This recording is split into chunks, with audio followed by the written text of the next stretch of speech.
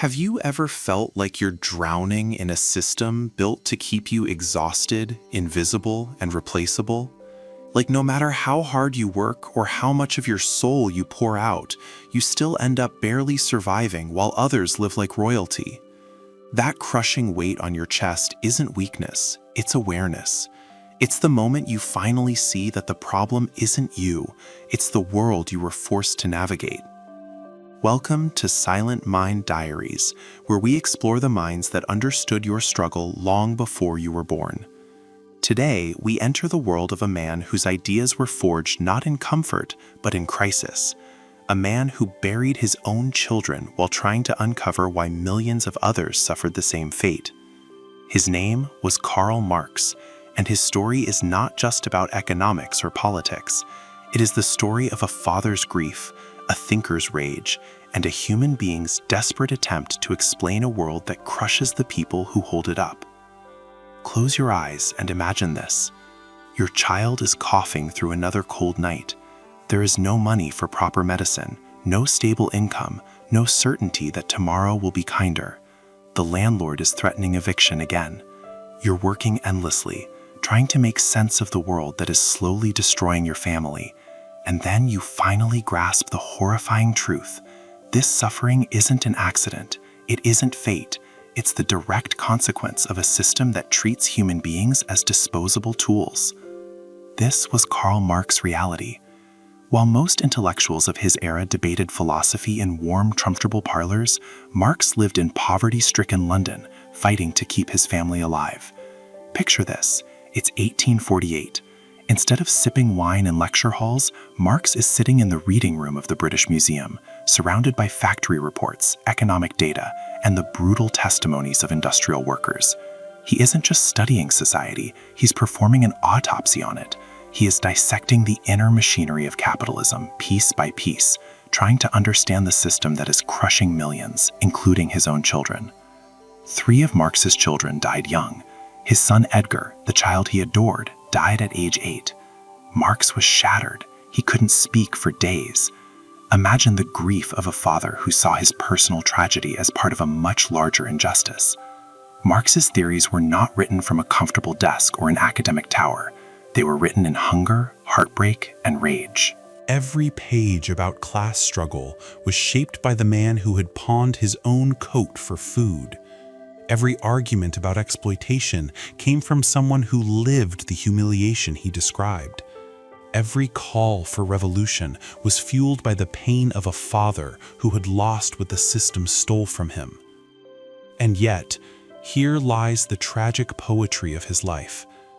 Marx died in relative obscurity, in poor health, convinced that he had failed to change the world. He never saw the movements his words would ignite. He never lived to witness his ideas echoed in streets, factories, classrooms, and revolutions across the globe. But history didn't forget him. From his suffering emerged ideas powerful enough to challenge empires. From his grief came a theory that exposed the architecture of oppression. From his heartbreak rose a philosophy that still resonates with the exhausted, the overworked, and the unheard. People like you. Today, we are not simply studying theory. We are stepping into the mind of a man who transformed personal tragedy into a blueprint for human liberation.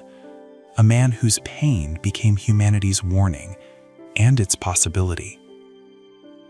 Karl Marx in the landscape of modern philosophy. Karl Marx occupies a unique and profoundly influential position within the constellation of modern philosophical thought. To understand his place in the landscape of philosophy, we must first appreciate that Marx represents a fundamental rupture with the dominant idealist tradition that had characterized European philosophy from Plato through to Hegel. Yet simultaneously, Marx emerges from within that very tradition, transforming its conceptual apparatus from the inside out. This paradoxical relationship, both continuous with and radically discontinuous from the philosophical inheritance he received, defines Marx's singular contribution to modern thought. The modern philosophical landscape into which Marx entered was dominated by German idealism, particularly the towering figure of George Wilhelm Friedrich Hegel. The early 19th century witnessed philosophy's attempt to comprehend totality, to grasp the entire movement of reality within systematic thought. Hegel's ambitious project sought to demonstrate that reality itself was rational, that the unfolding of history represented the progressive self-realization of spirit or mind, Geist. This idealist framework positioned consciousness, ideas, and conceptual development as the primary drivers of historical change and human experience. Philosophy, in this tradition, concerned itself primarily with the movement of concepts, the dialectical progression of thought toward absolute knowledge. Marx's intervention into this philosophical milieu was revolutionary in both method and substance. This metaphorical inversion signaled a fundamental reorientation of philosophical inquiry. Where idealism began with thought and descended to material reality, Marx insisted that philosophy must begin with material reality, with the concrete, sensuous activity of living human beings engaged in producing their means of subsistence, and understand consciousness as arising from and shaped by these material conditions. This materialist reorientation did not represent a simple rejection of philosophy, as some superficial readings suggest. Marx did not abandon philosophical investigation for mere economic analysis or political activism. Rather, he transformed philosophy itself by insisting that philosophical questions could not be adequately addressed in purely abstract contemplative terms. The questions that had animated philosophy, questions about the nature of reality, the possibility of knowledge, the conditions of freedom, the good life for human beings, required a new method of investigation that attended to the material, social, and historical dimensions of human existence. In this sense, Marx belongs to a broader 19th century movement toward historical consciousness and contextual thinking. Alongside figures like Darwin in biology, Nietzsche in ethics, and later Freud in psychology, Marx contributed to what we might call the historicization of philosophy. Philosophical concepts, social formations, moral systems, and forms of consciousness were no longer understood as eternal truths or natural givens, but as products of specific historical processes and material conditions. This historicizing turn fundamentally altered the terrain of philosophical inquiry, making it impossible to return to the ahistorical abstractions of earlier philosophy. Marx's philosophical project also represented a sustained engagement with the relationship between theory and practice.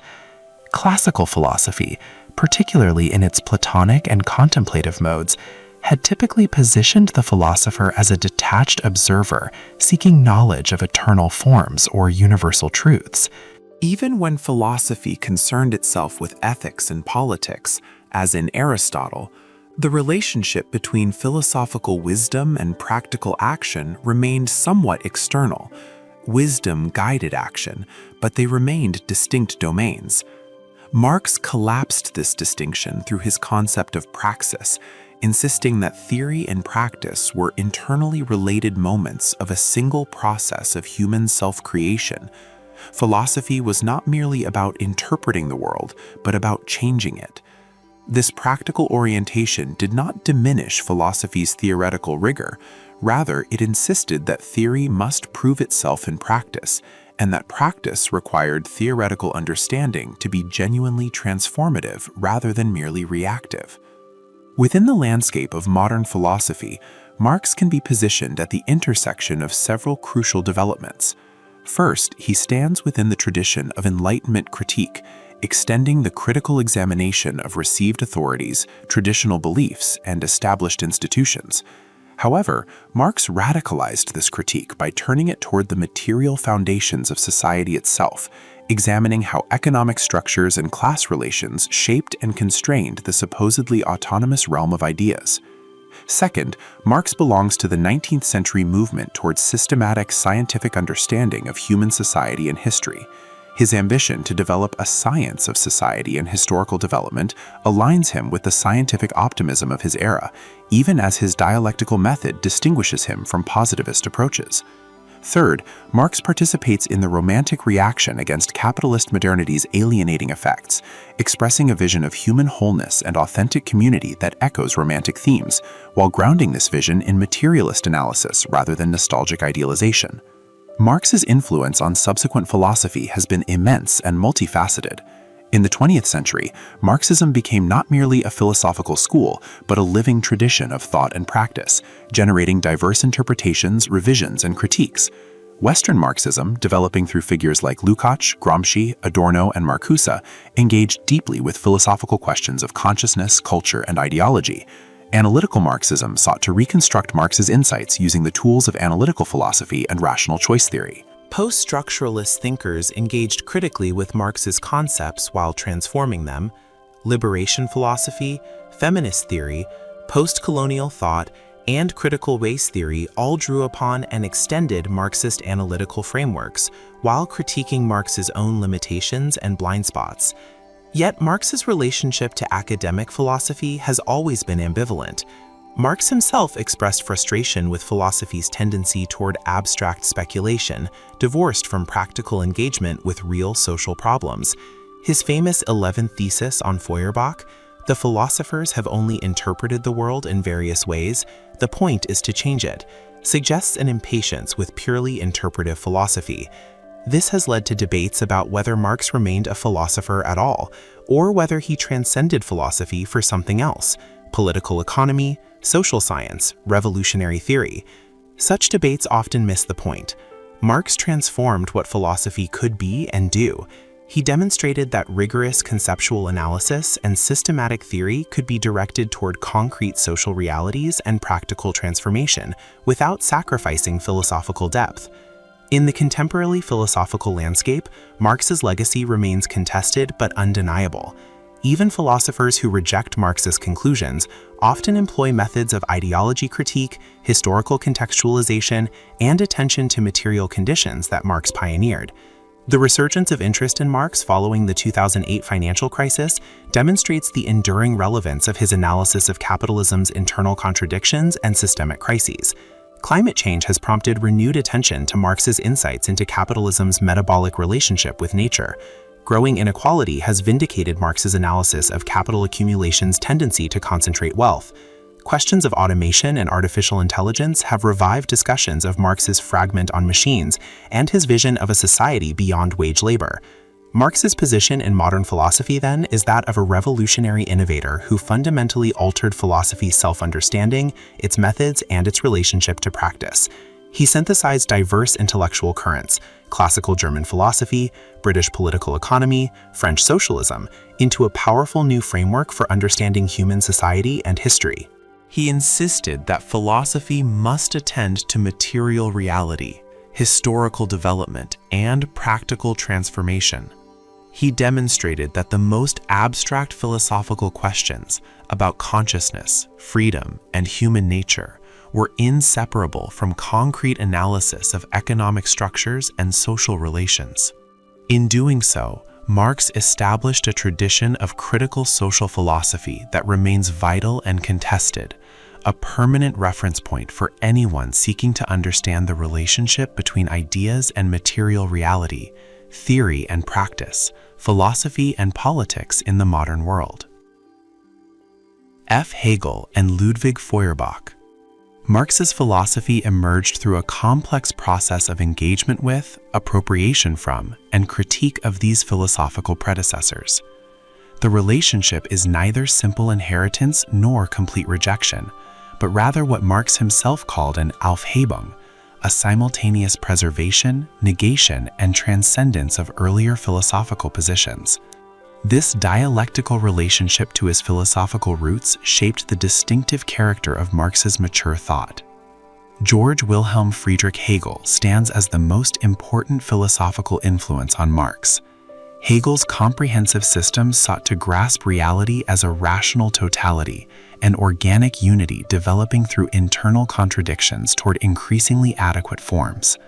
At the heart of Hegel's philosophy lies the dialectical method, the understanding that development occurs through the emergence and resolution of contradictions. For Hegel, reality itself has a dialectical structure. Thesis encounters antithesis, generating synthesis. The synthesis becomes a new thesis, encountering its own antithesis, and so the movement continues. This is not merely a logical or conceptual process, but the actual movement of reality itself, which Hegel understood as fundamentally spiritual or ideal in character. Hegel's dialectic provided Marx with an essential conceptual tool for understanding development and change. The recognition that contradictions are not merely logical errors but productive forces driving real historical development became foundational for Marx's analysis of capitalism and social change. Hegel demonstrated that progress occurs not through smooth, linear advancement, but through ruptures, negations, and revolutionary transformations. The dialectical understanding of totality, the insight that parts can only be understood in relation to the whole, and that the whole is not a static sum but a dynamic, self-developing process, profoundly influenced Marx's approach to analyzing society and history. Moreover, Hegel's philosophy of history provided Marx with a framework for understanding human development as a progressive, meaningful process. Hegel conceived history as the self-realization of spirit, moving through stages towards freedom and self-consciousness. Each historical epoch represented a specific configuration of spirit's self-understanding, with its own internal logic and contradictions. World historical events were not random occurrences, but necessary moments in spirit's development. The cunning of reason operated through human passions and interests to achieve outcomes individuals did not intend, but which served spirit's progress. While Marx would thoroughly transform this framework, the basic insight that history has an intelligible structure and direction, that understanding this structure requires grasping the internal logic of different historical epochs, that contradictions within one epoch generate transitions to new forms, remained central to his thought. Hegel's master-slave dialectic, presented in the Phenomenology of Spirit, offered another crucial resource for Marx. Hegel analyzed the struggle for recognition between self-consciousnesses, showing how the master's domination of the slave ultimately undermines the master's own freedom and self-realization. The slave, through labor and the transformation of nature, develops capacities and consciousness that the idle master lacks. This dialectic suggested that relations of domination are inherently unstable and self-undermining, that labor and productive activity play a crucial role in human development, and that genuine freedom requires reciprocal recognition rather than domination. Marx would transform this abstract dialectic of consciousness into a materialist analysis of class struggle, but the underlying insight into the dynamics of domination and labor remained. However, Marx identified fundamental problems in Hegel's idealism. Hegel's system, for all its dynamism and dialectical sophistication, ultimately remained trapped within consciousness. When Hegel spoke of contradiction, development, and resolution, he meant contradictions within thought, the development of concepts, the resolution of conceptual problems. Real history appeared in Hegel's philosophy as the external manifestation of spirit's internal development. The material world was essentially a stage for spirit's drama of self-realization. This inversion of the actual relationship between consciousness and material reality fundamentally vitiated Hegel's achievement in Marx's view. Philosophy became an alienated form of human self-understanding, a mystified representation of real human activity and development. Furthermore, Hegel's system culminated in a kind of reconciliation and achieved unity of subject and object, reason and reality in absolute knowing. This closure, this sense of having arrived at the final truth, seemed to drain Hegel's philosophy of its critical force. If reality is already rational, if the contradictions of the present are already resolved in thought, philosophy becomes affirmative rather than critical, conservative rather than revolutionary. Marx sought to preserve Hegel's dialectical method and historical consciousness while eliminating this idealist mystification and premature reconciliation. This is where Ludwig Feuerbach's critique of Hegel proved crucial for Marx's development. Feuerbach, a member of the young Hegelian movement that had formed around Hegel's legacy, launched a materialist critique of Hegelian idealism, particularly of its culmination in speculative philosophy and theology. In works like The Essence of Christianity, Feuerbach argued that Hegel's absolute spirit was nothing but an alienated representation of human essence. Religion and speculative philosophy projected human capacities and qualities onto an imaginary transcendent being, then worshipped this creation as something higher than humanity itself. This was an inversion of the true relationship, not God creating humanity, but humanity creating the idea of God. Feuerbach's method of transformative criticism involved revealing these inversions and restoring proper relations, recognizing that predicates attributed to God, consciousness, will, creativity, love, actually belong to human beings, understanding that the relationship between subject and predicate had been inverted in idealist philosophy and theology. Applied to Hegel, this meant recognizing that the development of spirit was actually the development of real human beings in their social and natural relations, mystified and inverted by speculative thought.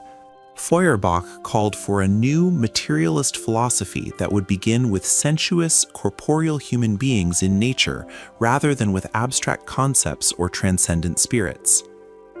Marx was initially enthusiastic about Feuerbach's materialist critique. Feuerbach seemed to offer a way out of idealist mystification, a return to concrete, sensuous human reality as the starting point for philosophy. The method of inversion, showing how idealism had stood reality on its head, became a key tool in Marx's critique of both Hegelian philosophy and bourgeois political economy.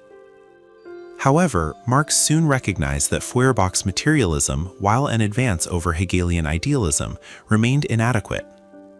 Feuerbach had critiqued speculative abstraction in the name of sensuous reality, but his understanding of that sensuous reality was passive and contemplative. Feuerbach's materialism grasped human beings as biological organisms with sensuous needs, existing in nature, but it failed to grasp the active, practical, historical dimension of human existence. Human beings were not merely natural beings with fixed essences, they were self-creating beings who transformed nature and themselves through labor and social activity. Feuerbach's human essence remained abstract and ahistorical, essentially the same across all times and places. Moreover, Feuerbach's materialism lacked the dialectical sophistication of Hegel's idealism. Where Hegel grasped development, contradiction, and historical transformation, even in mystified form, Feuerbach's materialism was static and mechanical.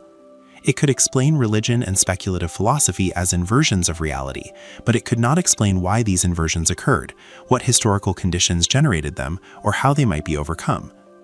Feuerbach's critique remained at the level of consciousness. Changing religious and philosophical ideas required only clearing up conceptual confusions and recognizing humanity's true nature. This left Feuerbach unable to account for the persistence of religion and ideology despite their irrationality, unable to link consciousness to material conditions, and unable to grasp the revolutionary practical activity required for genuine human emancipation. Marx's mature philosophy emerged through a synthesis that preserved Hegel's dialectical method and historical consciousness while rejecting his idealism, and accepted Feuerbach's materialism while overcoming its passive, ahistorical character. This synthesis produced what Marx called dialectical materialism, a philosophical framework that grasps reality as material, contradictory, and historical. Material reality is primary. Consciousness arises from and reflects material conditions. But material reality is not static. It develops through internal contradictions in dialectical fashion. And human reality is not merely natural. Human beings are historical beings who create themselves through practical, productive activity. The French materialist tradition of the 18th century also influenced Marx, though more indirectly. Thinkers like Holbach, Helvetius, and Diderot had developed mechanistic and sensualist forms of materialism that rejected religious explanations and sought to explain consciousness and morality in naturalistic terms. While Marx appreciated their atheism and naturalism, he found their materialism too mechanical and their understanding of human consciousness too passive. They conceived matter as inert substance following mechanical laws, and consciousness as merely receiving sensory impressions from the external world. This left them unable to explain human activity, historical development, or the possibility of human freedom and self-transformation. British political economy, particularly the works of Adam Smith and David Ricardo, provided another crucial philosophical resource for Marx. While not primarily philosophers, these political economists developed materialist analyses of economic life that grounded social relations in productive activity and property relations. They revealed how apparently natural economic categories like value, profit, and rent were actually products of specific social arrangements. Their labor theory of value suggested that human labor was the source of economic value, even if they failed to draw out the radical implications of this insight. Marx would transform political economy by bringing it together with dialectical method and historical consciousness, showing how economic categories were historically specific rather than eternal, how capitalism's internal contradictions drove its development, and how economic structures shaped the entire social formation. The synthesis Marx achieved was thus multidimensional. From Hegel, he took dialectical method, historical consciousness, the analysis of contradiction and totality, and the recognition of labor's formative role. From Feuerbach, he took the materialist critique of idealism, the method of exposing inversions, and the insistence on beginning with sensuous human reality. From political economy, he took the analysis of economic structures and processes. But Marx transformed all these elements in synthesizing them. The result was a new philosophical framework capable of grasping human society and history as material, practical, contradictory, and developmental. A framework for understanding how human beings create themselves through labor, how this self-creation takes historically specific forms organized by relations of production, how contradictions within these forms drive historical development, and how conscious collective action can transform social structures. This philosophical synthesis was not achieved all at once, but through a process of intellectual development spanning the 1840s. Early works like the Economic and Philosophic Manuscripts of 1844 show Marx working through his relationship to Hegel and Feuerbach, developing concepts like alienation and species being. The theses on Feuerbach of 1845 mark a crucial moment of Marx's break with contemplative materialism and his articulation of the philosophy of praxis. The German ideology, written with Engels in 1845-46, develops the materialist conception of history more systematically. By the time of the Communist Manifesto in 1848 and later Capital, Marx had achieved a mature synthesis, though he continued to develop and refine his ideas. Understanding these philosophical roots is essential for grasping Marx's achievement and avoiding common misunderstandings. Marx was neither a crude materialist who reduced consciousness to mechanical determination by economic factors, nor an economic reductionist who denied the reality or importance of ideas, culture, and politics. Rather, he developed a sophisticated philosophical framework for understanding the relationship between material conditions and consciousness, between economic structures and cultural forms, between necessity and freedom, between theory and practice. This framework emerged through critical engagement with the most advanced philosophy of his time, transforming and transcending both idealism and mechanical materialism. Dialectical Materialism, the philosophical framework. Dialectical materialism represents Marx's fundamental philosophical framework, the methodological foundation underlying his analysis of society, history, and human consciousness.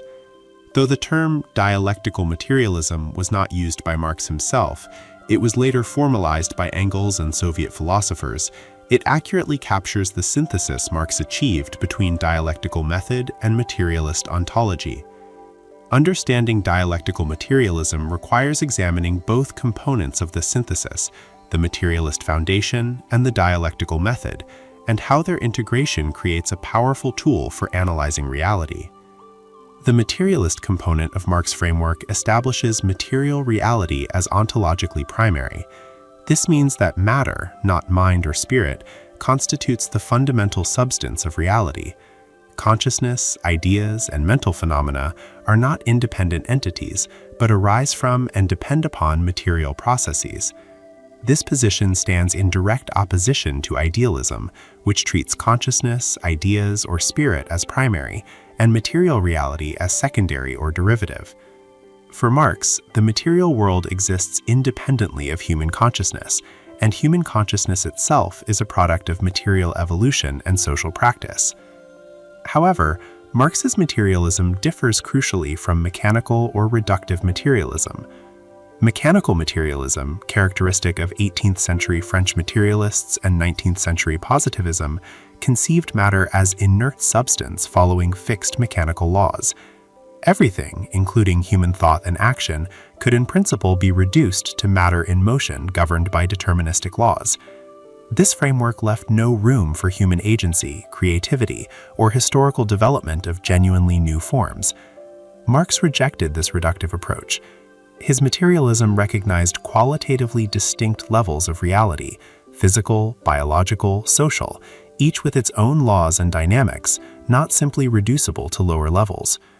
Furthermore, Marx's materialism is historical and practical rather than static and contemplative. Material reality, especially social reality, is not a fixed given, but a historical product of human practical activity. Human beings exist in material nature, certainly, but they actively transform that nature through labor, and in doing so transform themselves. Material conditions shape human life, but human practical activity also shapes material conditions. This reciprocal relationship between humans and nature, mediated through labor and social practice, constitutes the specifically human mode of material existence. Marx thus avoided both the idealist error of treating consciousness as independent of material conditions and the mechanically materialist error of treating humans as passive products of material forces.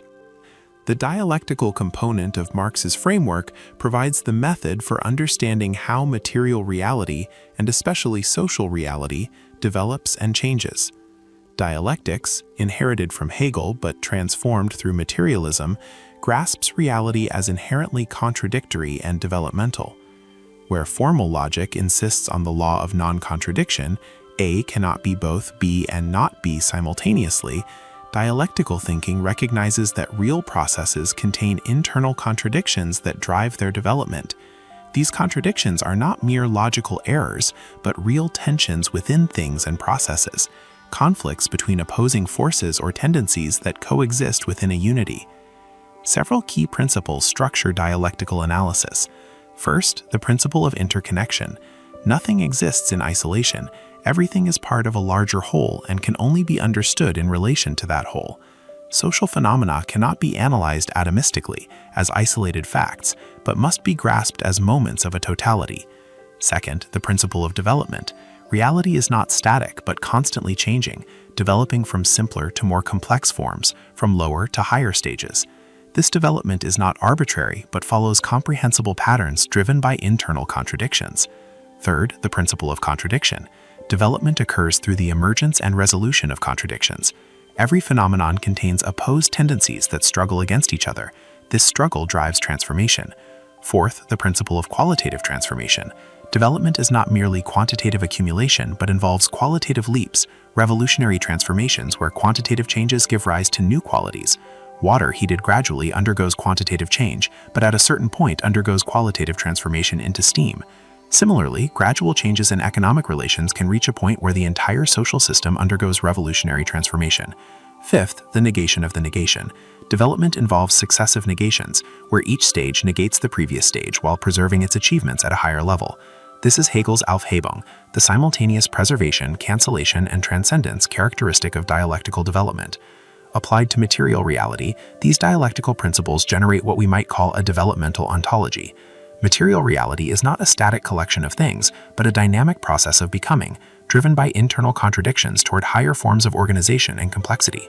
This applies especially to social and historical reality. Human society is not a fixed structure, but a contradictory process, developing through stages, each stage containing contradictions that drive its transformation into successor forms. The synthesis of materialism and dialectics produces several crucial insights. First, it grounds dialectical development in material reality rather than in the movement of concepts. The contradictions that drive development are real material contradictions, conflicts between productive forces and relations of production, between social classes, between human needs and existing social arrangements, not merely conceptual antinomies.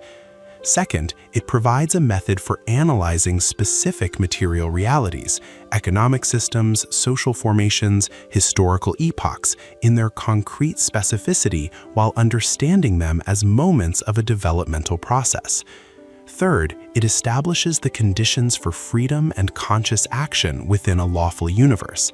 If development occurs through contradictions inherent in material reality, then understanding these contradictions enables humans to act effectively to resolve them and shape development consciously.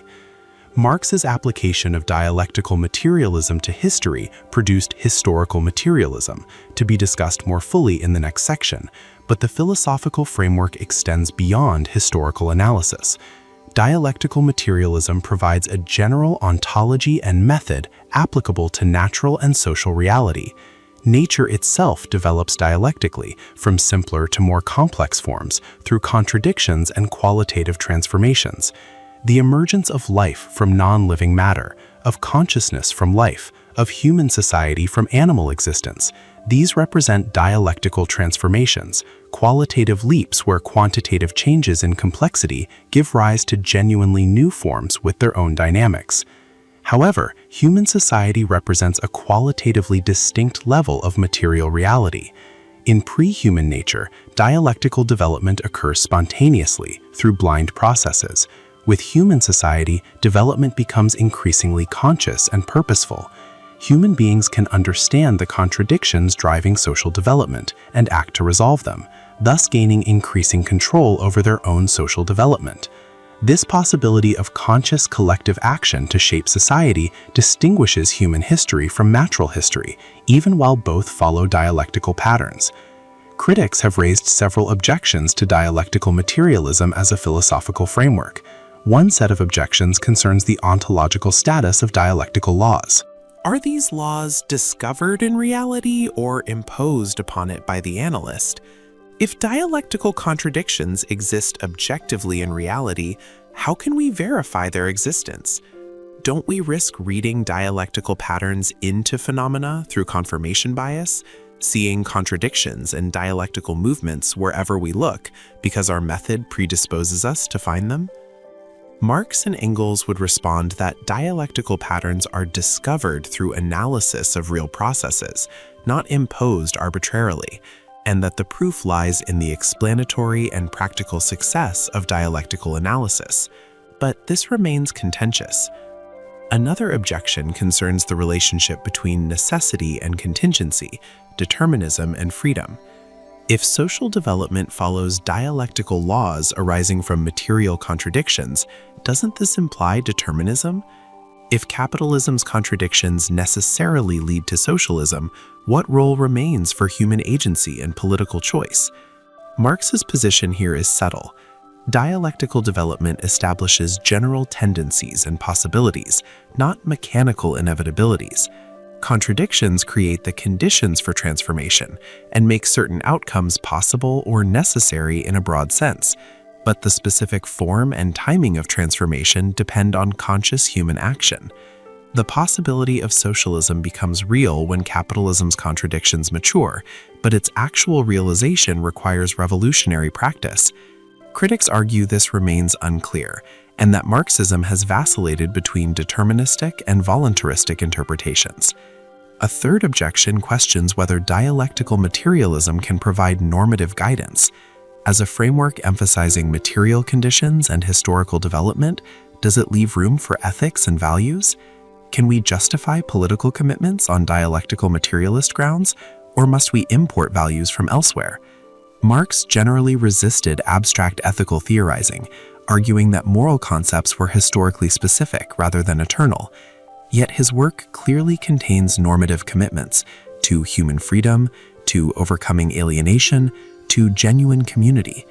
The relationship between Marx's materialistic analysis and his normative vision remains debated among interpreters. Despite these challenges, dialectical materialism has proven a remarkably productive philosophical framework. It has enabled sophisticated analysis of capitalism's development, revealing contradictions and tendencies that mainstream economics missed. It has provided tools for understanding how economic structures shape culture, politics, and consciousness without reducing these to mere epiphenomena. It has illuminated how crises emerge from internal contradictions rather than external shocks, how systems contain the seeds of their own transformation, how development occurs through ruptures rather than smooth evolution. Even critics of Marxism often employ dialectical insights, analyzing contradictions, examining totalities, attending to historical development that Marx pioneered. In contemporary philosophy, dialectical materialism's influence extends far beyond those who explicitly identify as Marxists. Critical theory, from Adorno to contemporary Frankfurt School thinkers, employs dialectical analysis to examine cultural and social phenomena. Post-structuralism, despite its critiques of dialectical totality and teleology, often retains dialectical insights into contradiction and transformation. Feminist theory has used dialectical methods to analyze gender relations. Post-colonial theory examines the dialectics of colonialism and resistance. Environmental philosophy increasingly recognizes the need for dialectical understanding of the metabolism between human society and nature. Complexity theory in natural and social sciences resonates with dialectical insights into emergence, feedback, and qualitative transformation. The philosophical framework of dialectical materialism, then, represents Marx's foundational contribution to modern thought.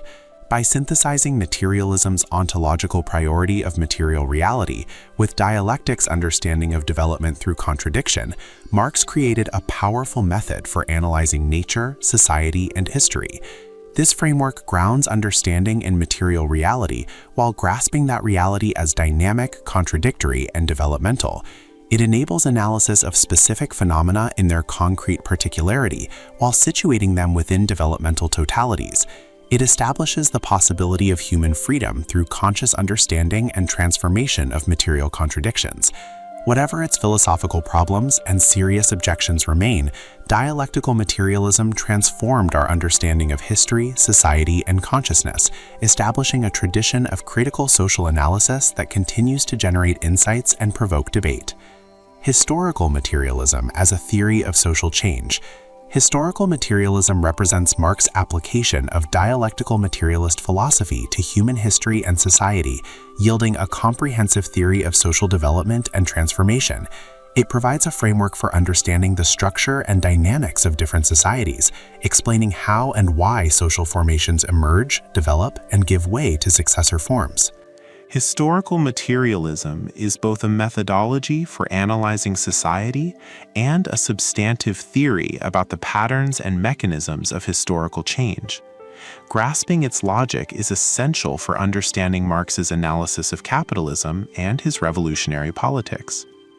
The foundational claim of historical materialism is that the economic structure of society, the organization of production, and the relations humans enter into in producing their means of subsistence, constitutes the real foundation upon which legal, political, and ideological superstructures arise. In Marx's famous formulation from the 1859 preface to A Contribution to the Critique of Political Economy, the mode of production of material life conditions the general process of social, political, and intellectual life. It is not the consciousness of men that determines their existence, but their social existence that determines their consciousness. This claim does not assert crude economic determinism, though it has often been misread that way. Marx is not saying that economic factors mechanically cause everything else, or that ideas and politics are mere illusions with no real effects. Rather, he is arguing that material production, the activity through which humans produce their means of subsistence, is the necessary condition for all other human activities.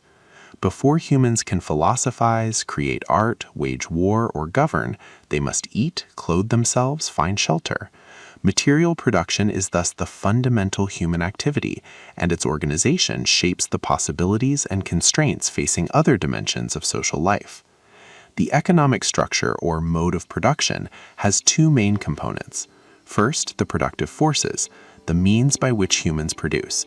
including natural resources, tools and technology, human labor power and skills, and scientific knowledge applied to production. Productive forces represent the material and technical capacity for production achieved by a society. Second, the relations of production, the social relations humans enter into in the process of production, particularly property relations determining who controls productive resources and how the social product is distributed. Relations of production are fundamentally relations of power and control over the production process and its fruits. The relationship between productive forces and relations of production is dialectical. The productive forces develop over time through technological innovation, accumulation of skills and knowledge, and expanded resource exploitation. This development is not arbitrary, but driven by the human need to produce subsistence more efficiently and abundantly. As productive forces develop, they come into contradiction with existing relations of production. Relations that once facilitated development of productive forces become fetters restricting their further development. This contradiction between forces and relations constitutes the fundamental contradiction driving historical development in Marxist theory. When this contradiction becomes sufficiently acute, it precipitates social revolution. The existing relations of production, the property system, the class structure, the political and legal framework supporting them, must be overthrown and replaced with new relations that can accommodate the developed productive forces. Thus, the development of productive forces drives revolutionary transformation of relations of production, which in turn enables further development of productive forces. History progresses through successive modes of production, each characterized by specific forms of productive forces and relations, each emerging from contradictions within its predecessor. Marx identified several major modes of production in human history: primitive communism, tribal societies without class divisions or private property, ancient or slave-owning societies based on slave labor, feudalism based on serfdom and land ownership, capitalism based on wage labor and private ownership of means of production, and communism, the future classless society. Each mode has its own logic and dynamics, its own forms of contradiction, its own historical trajectory. The transition between modes occurs through revolutionary transformation driven by the contradiction between forces and relations of production. This schema should not be read as a rigid, universal sequence that all societies must follow in lockstep. Marx's detailed historical analyses show awareness of diverse paths of development, the role of contingency and specific conditions, the possibility of regression or stagnation. The modes of production represent an analytical framework for understanding different types of society and the general pattern of historical development, not an iron law of inevitable stages. Different societies may skip stages, combine elements from different modes, or develop unique hybrid forms depending on their specific conditions and historical interactions. The motor of historical change in this framework lies in the development of productive forces and the contradictions this generates with relations of production. But what drives the development of productive forces? Marx points to several factors. Human needs expand as they are satisfied.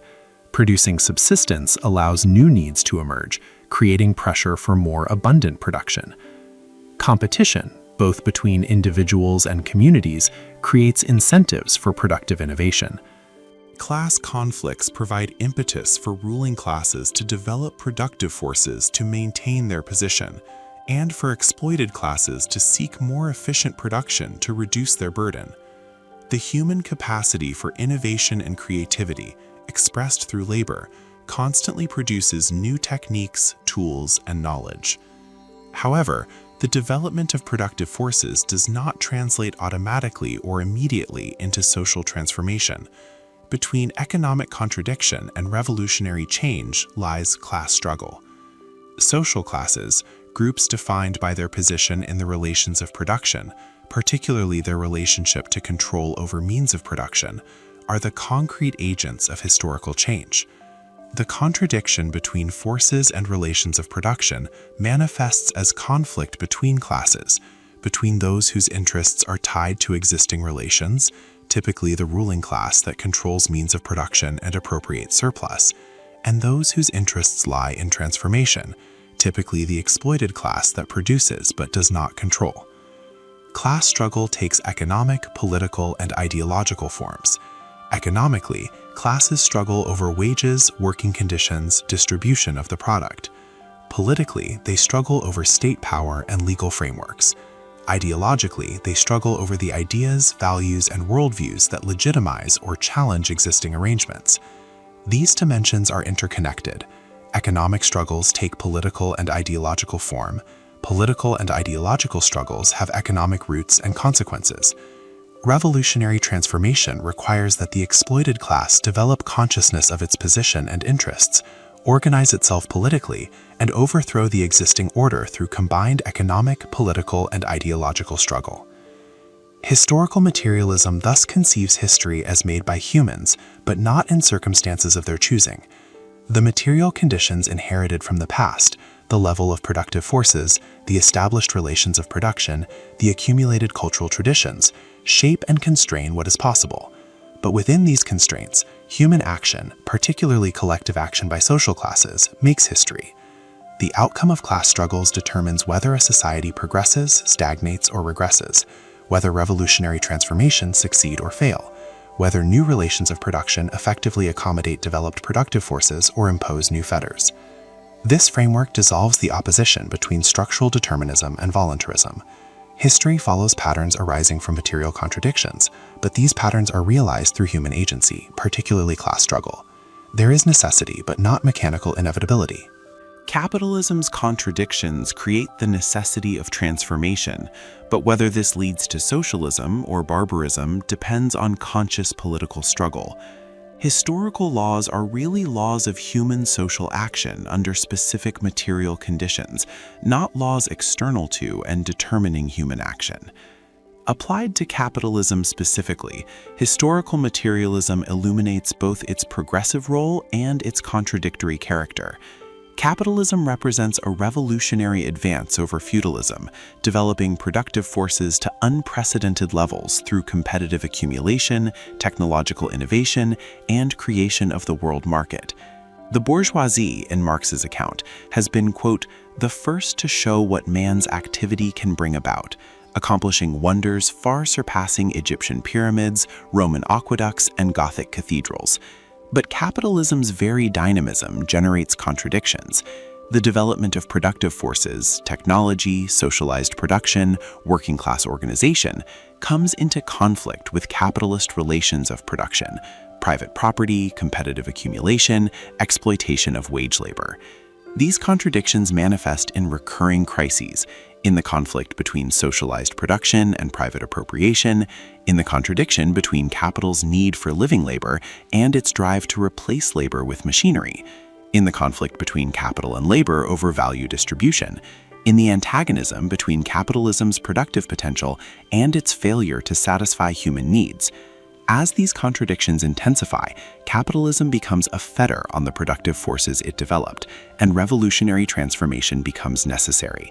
The proletariat, the class created by capitalism and collectively producing society's wealth, yet propertyless and exploited, becomes the revolutionary agent capable of overthrowing capitalism and establishing socialism. Historical materialism has faced extensive criticism from diverse perspectives. Some critics argue that it is economically reductionist, reducing all of social life to economic base and treating politics, culture, and ideas as mere reflections of economic relations. Marx's more sophisticated formulations avoid crude reductionism, speaking of the economic base as determining the superstructure in the last instance and acknowledging the relative autonomy of political and cultural spheres. But the exact relationship between base and superstructure and the meaning of economic determination remains debated among interpreters and leaves room for reductionist readings.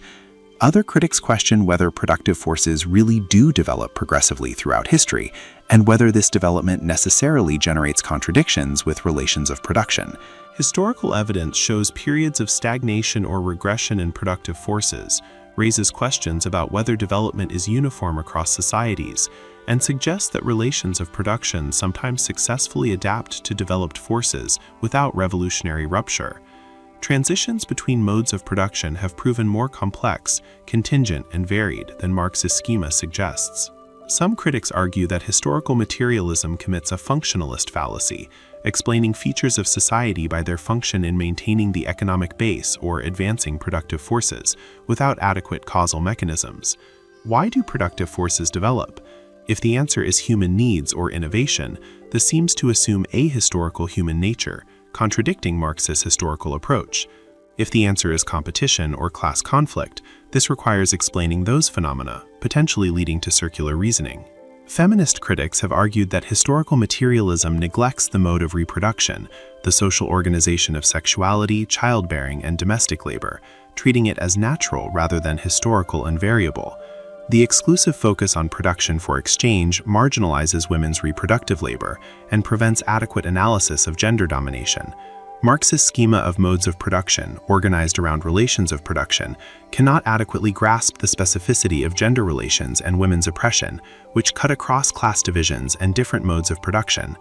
Despite these criticisms, historical materialism remains influential as a framework for analyzing social change. Its strengths include 1. Grounding social analysis in material conditions and practical activity rather than abstract ideas. 2. Revealing the historical specificity of social forms often treated as natural or eternal. 3. Illuminating the role of economic structures and class relations in shaping political and cultural developments. 4. Providing a systematic framework for understanding social totalities and their development. 5. Linking theoretical analysis to practical political struggle for transformation. Contemporary applications of historical materialism have sought to overcome its limitations while preserving its insights. Some Marxists have expanded the framework to incorporate feminist analysis of reproduction and gender, ecological analysis of metabolism with nature, and attention to race and colonialism as structural features not reducible to class. Others have relaxed the claims about necessary historical progression, while retaining the emphasis on material conditions, relations of production, and class struggle. Still others have combined historical materialism with insights from other traditions: Weberian analysis of rationalization and bureaucracy, Foucauldian analysis of power and discourse, systems theory, to create more complex accounts of social dynamics. Historical materialism's core insight, that to understand society and history, we must begin with material production and the social relations organizing it, and that contradictions in this economic base drive social transformation through class struggle, continues to orient critical social analysis.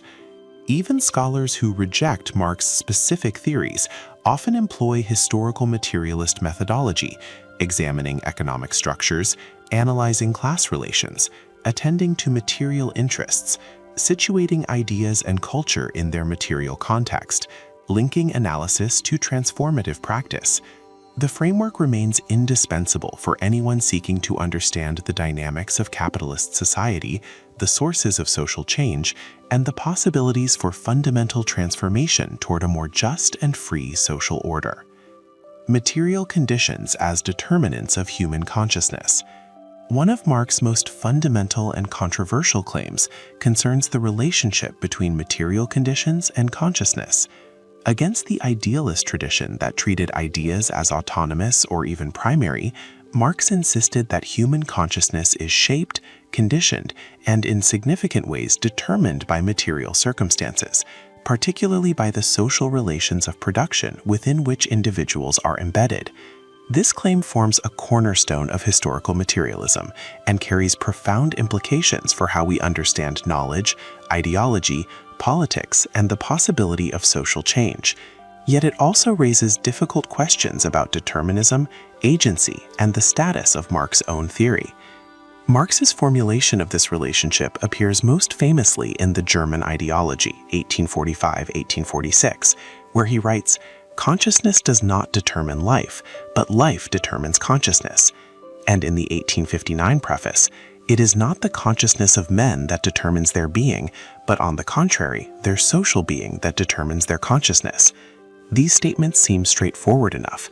Our thoughts, beliefs, values, and ways of understanding the world arise from and reflect our concrete social existence, particularly our position within the relations of production, rather than arising autonomously or determining that existence. But what exactly does this determination involve? Marx is not proposing a simple mechanical causation whereby material conditions directly produce specific thoughts in individual minds, nor is he denying that consciousness has any causal efficacy or that ideas matter. Rather, he is making several related claims about the relationship between material conditions and consciousness that, taken together, constitute a complex theory of social consciousness and its development. First, consciousness itself is not a substance or thing, but a social and historical product. Human consciousness did not spring into existence fully formed, but emerged through evolutionary development and continues to develop historically through social practice. Consciousness is fundamentally practical consciousness. It arises through active engagement with the world, particularly through labor. The capacity for thought, language, and symbolic representation developed to coordinate collective labor and solve practical problems of survival and production. Consciousness remains rooted in this practical, productive activity, even as it achieves relative autonomy and can reflect upon itself. Second, the content of consciousness, what people think, believe, and value, is shaped by their social location within relations of production. Different classes experience social reality differently based on their position in the production process. The bourgeois who owns capital and employs workers experiences the world differently from the proletarian who sells labor power for wages. These different positions generate different perspectives, interests, and understandings. The ruling class experiences and understands society from the standpoint of those who control production and appropriate surplus value. The working class experiences and potentially understands society from the standpoint of those who produce but do not control. Neither standpoint simply reflects reality in a passive mirror-like way, but each provides a partial perspective, shaped by the material position from which it arises. Third, the dominant ideas of any epoch are the ideas of the ruling class.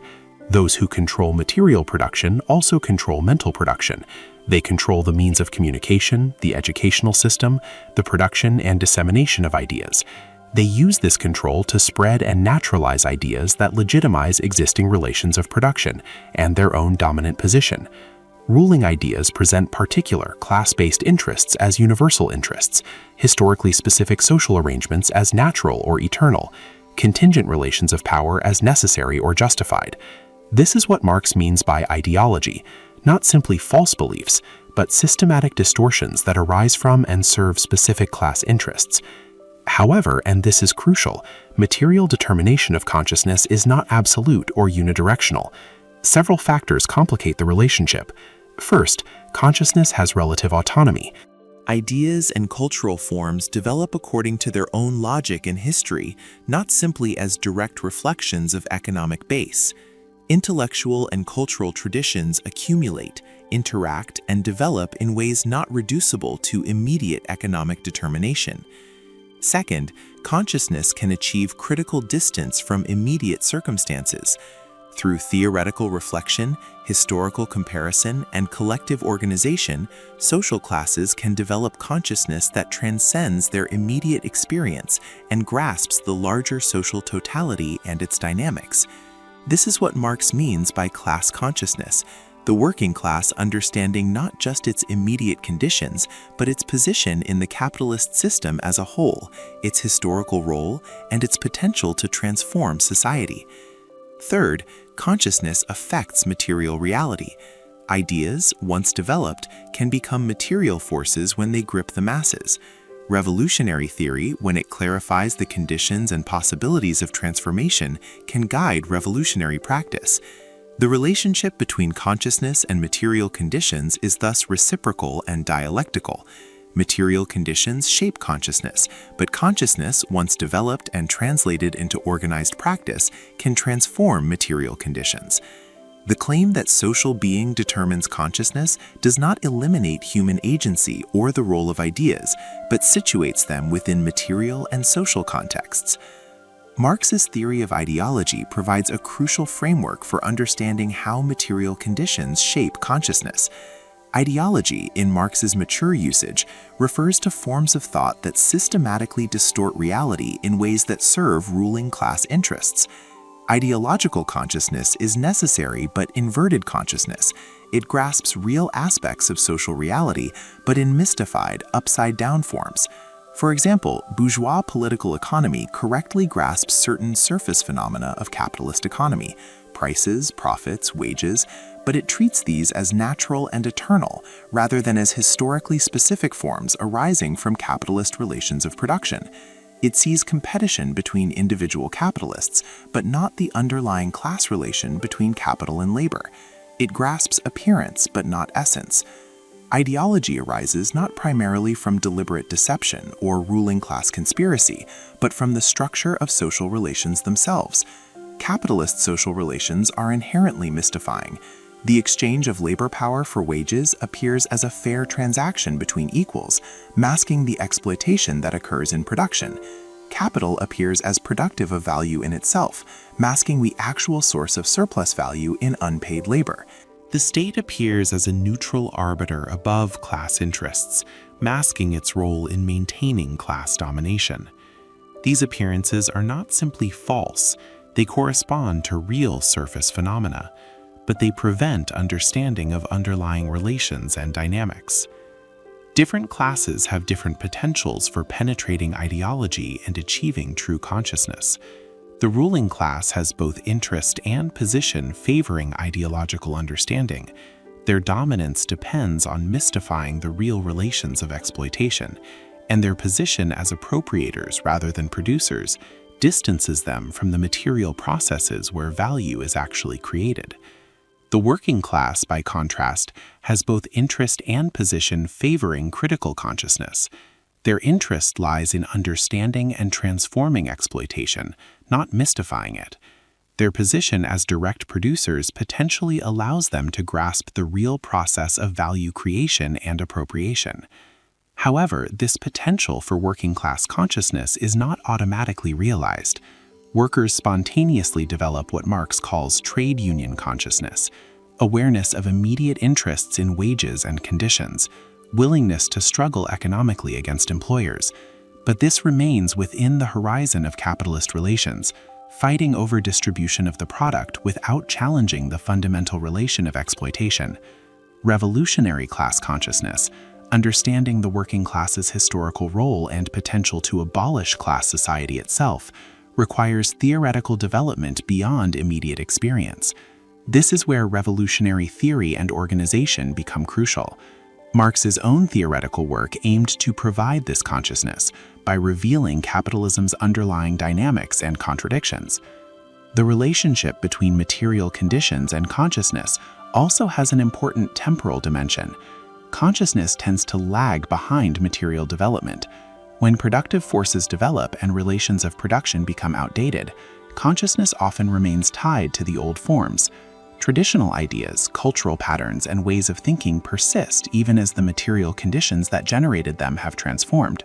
This cultural lag can retard revolutionary transformation, as people cling to familiar ideas even when material conditions have created the possibility of new forms. Revolutionary periods are marked by rapid transformation of consciousness, as the accumulated contradictions between material conditions and traditional consciousness break into the open. Marx's account of material determination of consciousness raises several difficult philosophical problems. One concerns the status of Marx's own theory.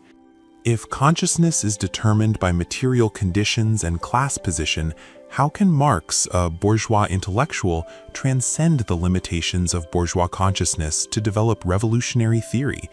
How can his theory claim objective truth rather than merely expressing his particular class position? Marx's answer seems to be that while class position shapes consciousness, it does not absolutely determine it. Exceptional individuals can achieve critical distance through theoretical work, and class positions themselves are not hermetically sealed. Intellectuals can align themselves with the working class movement and adopt its standpoint. Revolutionary theory emerges from the working class movement and its struggles, even if theoreticians are not themselves workers. But this raises the question of relativism. If all consciousness is shaped by material conditions and class position, is there any standpoint from which objective truth can be grasped? Or are there only partial, perspectival truths reflecting different class positions? Marx rejects simple relativism. The working class standpoint is not simply another perspective equal to others, but is privileged epistemologically because the working class's position as direct producers and exploited class gives it access to understanding capitalism's fundamental dynamics. The bourgeois standpoint must mystify exploitation, while the working class standpoint has both interest and position favorable to revealing it. Nevertheless, critics argue that Marx's account of material determination of consciousness threatens to undermine its own claim to objectivity. Another problem concerns the degree and mechanism of determination. If material conditions determine consciousness, does this leave room for autonomous thought, critical reflection, and free choice? Or are we simply products of our circumstances, our thoughts merely reflections of material conditions? Marx walks a fine line here. He insists that consciousness is socially and materially conditioned, that we think within historically specific conceptual frameworks shaped by material circumstances, that our beliefs and values reflect our social position. But he also insists that humans can achieve critical consciousness, can understand and transform their conditions, can make genuine choices with real historical consequences. The relationship between determination and autonomy, necessity and freedom, remains a tension in Marx's thought. Contemporary philosophy has continued to grapple with these issues. Sociology of knowledge, following Karl Mannheim, has developed Marx's insights about the social conditioning of thought, while often abandoning the claim that some standpoints are epistemically privileged. Feminist standpoint theory has extended Marx's argument, claiming that women's position in relations of reproduction and their marginalized status can provide epistemic advantages for understanding gender domination. Critical realism has developed sophisticated accounts of how social structures condition but do not determine individual thought and action. Post-structuralism has radicalized Marx's critique of autonomous consciousness while often rejecting his claims about determination by material conditions. The claim that material conditions determine consciousness remains both influential and controversial. It has profoundly shaped our understanding of how economic structures shape culture, how class position affects political consciousness, how ideology functions to maintain domination. It has made it impossible to accept ideas as natural or autonomous, forcing us to examine their material and social conditions of possibility. Yet it continues to raise difficult questions about determinism, objectivity, and agency that Marx's own formulations do not fully resolve. The relationship between material conditions and consciousness, neither simple identity nor complete independence, remains a central problem for social theory and political practice. The concept of praxis stands at the very heart of Marx's philosophical revolution and represents one of his most important and distinctive contributions to modern thought.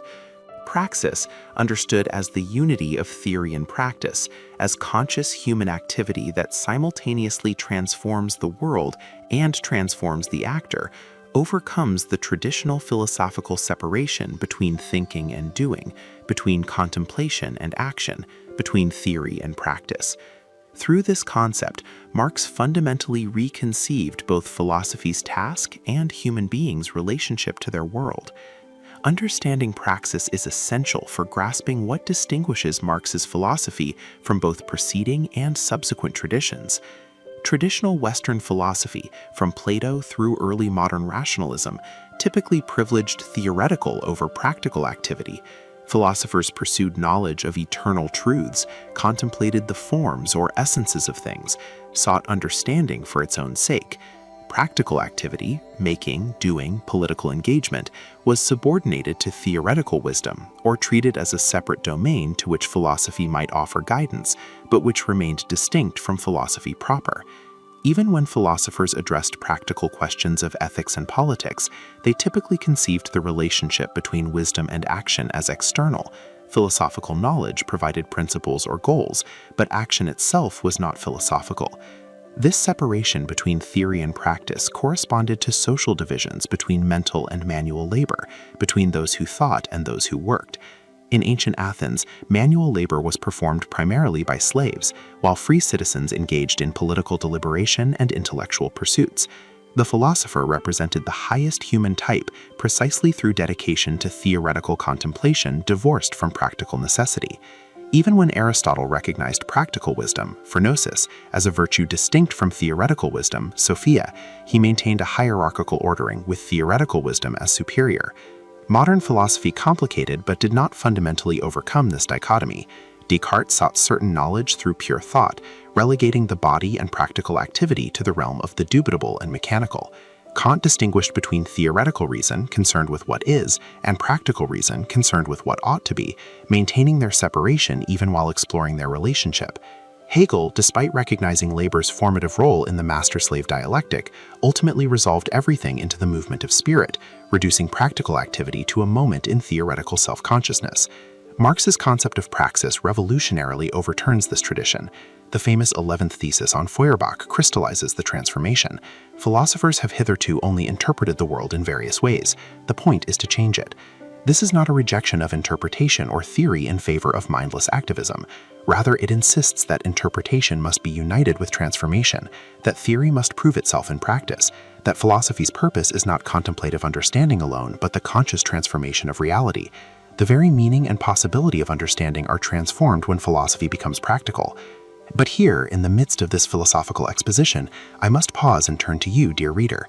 Have you ever felt trapped by circumstances you did not choose, by economic pressures, by social expectations, by a sense of the structures governing your life are beyond your control? Have you ever glimpsed the possibility of a different way of living, only to feel overwhelmed by the weight of what would have to change? This tension between what is and what could be, between constraint and possibility, is precisely what Marx's concept of praxis addresses. How do we move from passive acceptance to active transformation, from being shaped by our circumstances to consciously reshaping them? Praxis, for Marx, refers to human practical activity that is conscious, purposive, and transformative. It differs from mere behavior, which may be unconscious or mechanical, and from labor as such, which may be unfree or alienated. Praxis is conscious activity oriented toward transforming objective conditions based on understanding of those conditions and their possibilities. It synthesizes subjective and objective, mental and manual, theory and practice into a unified process. Through praxis, humans simultaneously change their circumstances and develop themselves, altering external reality and their own capacities and consciousness. Several key features characterize praxis. First, it is fundamentally social and historical.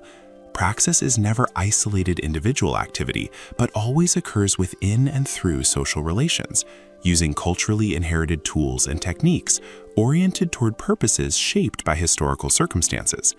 Individual praxis is possible only on the foundation of collective praxis, the accumulated practical activity of human societies over generations. Second, praxis is self-referential and reflexive. Human beings can make their own activity the object of consciousness and intentional transformation. We can reflect on how we produce, evaluate our productive activity, and consciously modify our practices. This reflexivity distinguishes human from animal activity. Third, praxis is transformative of both subject and object. When humans act on nature through labor, they transform not only natural materials but also themselves. They develop skills, create needs, expand capacities, forge social relations. Production is self-production. The transformation of nature is simultaneously the self-transformation of human nature. Fourth, praxis has normative dimensions. It involves purposes, values, and visions of what ought to be, not merely instrumental adaptation to what is. Revolutionary praxis in particular aims at comprehensive transformation toward consciously chosen ends. It is guided by understanding of present contradictions and possibilities for overcoming them. The concept of praxis fundamentally transforms epistemology, the theory of knowledge. Traditional epistemology conceived knowledge as a relation between knowing subject and known object, with the subject passively receiving information about an external object. The central question was, how can we be sure our ideas correspond to objective reality? This framework generated seemingly insoluble problems about the possibility of certain knowledge, the relationship between appearances and reality, the role of experience versus reason. Marx's philosophy of praxis revolutionizes this framework. Knowledge is not contemplative representation, but a moment of practical activity. We know reality through acting on it, transforming it, discovering its potentials and limitations through practice. Theory develops to guide practice and is tested and refined through practical outcomes. Truth is not primarily correspondence between idea and object, but the practical adequacy of theoretical understanding. Theory is true when it successfully guides practice toward intended outcomes. As Marx writes in the second thesis on Feuerbach, the question whether objective truth can be attributed to human thinking is not a question of theory, but is a practical question. Man must prove the truth, i.e. the reality and power, that this sidedness of his thinking in practice. This is not pragmatism in the vulgar sense of whatever works is true. Marx distinguishes between immediate practical success and deeper practical critical activity that transforms underlying conditions. The bourgeoisie's political economy works practically for organizing capitalist production, but it is ultimately false because it takes historically specific capitalist relations as natural and eternal. Revolutionary theory may not work immediately because conditions for revolution have not matured, but it can be true in grasping contradictions and developmental tendencies. Truth involves practical adequacy, but assessed at the level of comprehensive transformation of social totality, not merely immediate instrumental success. This tension between spontaneity and organization, between class self-activity and party leadership, has been a central problem in Marxist politics, with different movements resolving it differently. Marx's concept of praxis has influenced numerous subsequent traditions. Existentialism, particularly Sartre's existential Marxism, developed themes of human self-creation through action and the relationship between freedom and situation. Pragmatism, especially Dewey's experimentalism, shares some affinity with praxis philosophy's emphasis on practice-based knowledge and transformation through intelligent action. Critical theory, from Lukács through the Frankfurt School, centered praxis as a key concept, while often despairing of its revolutionary potential under advanced capitalism. Liberation theology applied praxis philosophy to religious contexts, emphasizing practice-based faith and preferential option for the poor. Feminist theory has both drawn on and criticized Marx's concept of praxis. The emphasis on transformative practice resonates with feminist commitments to changing oppressive structures, not merely interpreting them. But critics note that Marx's praxis concept privileges production for exchange, while marginalizing reproductive labor, housework, childcare, emotional labor traditionally performed by women. Expanding praxis to encompass the full range of human life-sustaining activity requires transforming the concept beyond Marx's formulation. Critical questions remain about praxis. How exactly does theory relate to practice? Does theory guide practice, suggesting theory's priority, or emerge from practice, suggesting practice's priority? The answer, dialectically both, is true but vague. More problematically, does praxis philosophy adequately address the stubborn resistance of reality to human transformation? Marx's optimism about conscious collective praxis transforming society underestimated the difficulties, the resilience of existing structures, the unintended consequences of action, the ways power reproduces itself. Post-structuralism and complexity theory have made us more aware of how reality exceeds human control in conscious design. Nevertheless, praxis remains a powerful and necessary concept. It overcomes the sterile opposition between theory and practice, recognizing them as moments of a unified process of conscious transformation. It conceives humans as active makers of their world and themselves, not passive products of circumstances. It establishes the possibility of freedom through understanding and transforming the conditions that constrain us. It makes philosophy practical without abandoning theoretical rigor, and makes practice conscious without imposing abstract blueprints. The concept of praxis thus represents Marx's most important contribution to philosophy, the vision of human beings as historical subjects, consciously creating themselves and their world through transformative practice guided by critical theory. Human nature and species being. Marx's conception of human nature, particularly his concept of species being, Gattungswesen, represents a distinctive contribution to philosophical anthropology and provides the normative foundation for his critique of capitalism. Against views that posit a fixed, ahistorical human essence, Marx develops a dynamic, historical understanding of human nature as self-created through labor and social practice. Yet against pure historicism that would dissolve any continuity or shared humanity, Marx identifies certain fundamental characteristics that distinguish human from animal existence. Understanding this complex dialectical conception of human nature is essential for grasping the philosophical basis of Marx's critique of alienation and vision of human emancipation. The concept of species being appears most prominently in Marx's early works, particularly the economic and philosophic manuscripts of 1844, though the underlying ideas persist throughout his mature work. The term derives from Feuerbach, who used it to distinguish human from animal consciousness. Animals exist as individuals of their species, but are not conscious of themselves as species beings. Humans, by contrast, are conscious of themselves as members of a species, can make their own species life the object of consciousness and will, and can act based on universal rather than merely individual or particular perspectives. Marx appropriates but transforms Feuerbach's concept. For Marx, species being refers not primarily to a form of consciousness, but to a mode of productive activity. What distinguishes humans from animals is not consciousness as such, but conscious, free, productive activity. Animals produce, birds build nests, bees construct hives, beavers dam rivers, but they produce only what they immediately need, only under the compulsion of immediate physical need, only according to the standards and needs of their particular species. Human beings, by contrast, produce universally, free from immediate physical need, according to the standards of every species, and according to the laws of beauty.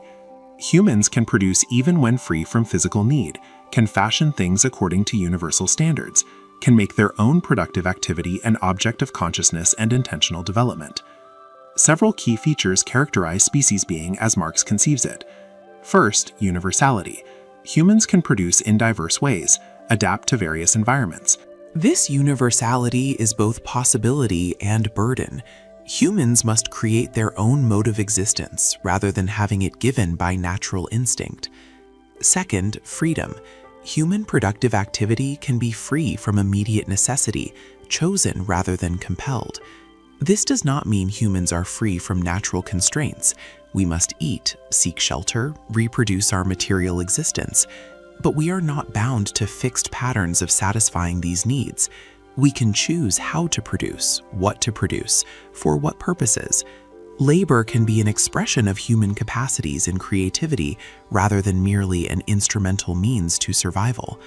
Of course, under specific historical conditions, particularly under capitalism, labor is unfree, compelled by necessity and domination. But the possibility of free, conscious productive activity remains part of human species being, denied but not eliminated under alienated conditions. Third, self-consciousness and reflexivity. Humans can make their own activity the object of consciousness and will. We can reflect on how we produce, evaluate our practices, intentionally modify our techniques and purposes. We create culture, accumulated knowledge, techniques, values, and institutions that transcend individual existence and develop historically. Each generation inherits and transforms the cultural legacy of previous generations, consciously developing human capacities and knowledge. Fourth, sociality. Human species being is fundamentally social. We produce cooperatively, in relation to others, for social purposes. Language, the essential medium of consciousness, is social. Our capacities develop through social interaction and cultural learning. Individual human development presupposes society. The isolated individual is an abstraction, not a reality. Species being thus includes social being. Human nature is realized through social relations, not despite or in opposition to them. Fifth, creativity and self-transformation. Humans create themselves through their productive activity. We are not fixed by nature, but make ourselves what we are through history and labor. Human nature is not a given essence, but a product of human activity, always potentially being remade. This is what Marx means by saying humans have history. We are historical beings who create ourselves through time, unlike animals whose mode of existence is given by biological nature. Marx's conception of species being provides the standard against which alienation is judged. Alienated labor denies and distorts species being in multiple ways. When labor is merely a means to survival rather than free activity, when the products of labor belong to others rather than the producers, when work is fragmented and specialized rather than universal, when workers are isolated and competitive rather than freely cooperative, when productive activity is dictated by capital's needs rather than human purposes. In all these ways, alienation prevents realization of human species being. Capitalism particularly contradicts species being because it reduces labor to a commodity, subordinates human activity to valorization of capital, fragments and degrades work, turns social cooperation into alien necessity, and makes the products of human activity dominate their creators. Yet capitalism also develops species being in contradictory fashion, by developing productive forces, creating the world market, universalizing social relations, generating the working class as potentially universal class. The contradiction between developed capacities and alienated realization creates both the possibility and necessity of revolutionary transformation. Critics have raised several objections to Marx's concept of species being. Some argue it represents essentialist thinking, positing a fixed human nature as normative standard, despite Marx's insistence on historical transformation. If human nature is self-created and historical, critics ask, how can we appeal to species being as a norm to criticize existing conditions? Doesn't Marx's critique of alienation as denial of species being presuppose exactly the ahistorical essence he officially rejects? Marx would respond that this misunderstands the relationship between essence and history in his thought. Human species being is not a fixed essence existing prior to history, but rather the historically developed potential of human beings, realized partially and contradictorily in history. Each historical epoch develops certain human capacities while stunting others. Capitalism develops productive forces and universal social relations, while alienating human beings from their productive activity and products. Communism becomes possible when historical development has created the material conditions for overcoming this contradiction and realizing human capacities comprehensively. The standard for critique is thus not an abstract ahistorical essence, but the historically developed potential that existing society denies. This potential is real. It exists as developed productive forces, accumulated knowledge, demonstrated human capacities. The critique is imminent. It measures present reality against possibilities that reality itself has generated but fails to realize. There is a human nature, but it is historical, a nature that develops through history, that exists as potential and tendency rather than as fixed actuality. Other critics question whether Marx's conception adequately addresses human diversity. By speaking of species being, what is universal to humanity, doesn't Marx neglect differences between cultures, genders, individuals? The emphasis on production and labor as the defining human activity has been criticized, particularly by feminists, for privileging activities traditionally performed by men while marginalizing reproductive and caring labor typically performed by women. If species being centers labor producing commodities for exchange, it writes women's reproductive labor out of the definition of essential human activity. This criticism has force. Marx does privilege production for exchange in his analyses, and he under-theorizes reproductive labor. However, his concept of species being need not be limited to commodity production.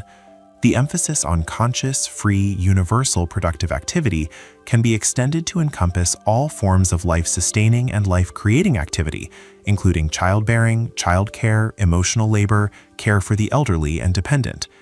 These are activities essential to reproducing human life and can be understood as expressions of species being when performed freely and consciously rather than as compulsory gender rules.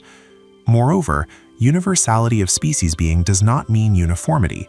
That humans share certain defining characteristics, consciousness, sociality, productive activity, does not eliminate diversity in how these are expressed. Different cultures develop different forms of productive activity, different social organizations, different values and ways of understanding. Individual humans differ in capacities, interests, and purposes. Species being names what makes us human, not what makes us identical. Historical materialism precisely emphasizes the diversity of human social forms and their development over time.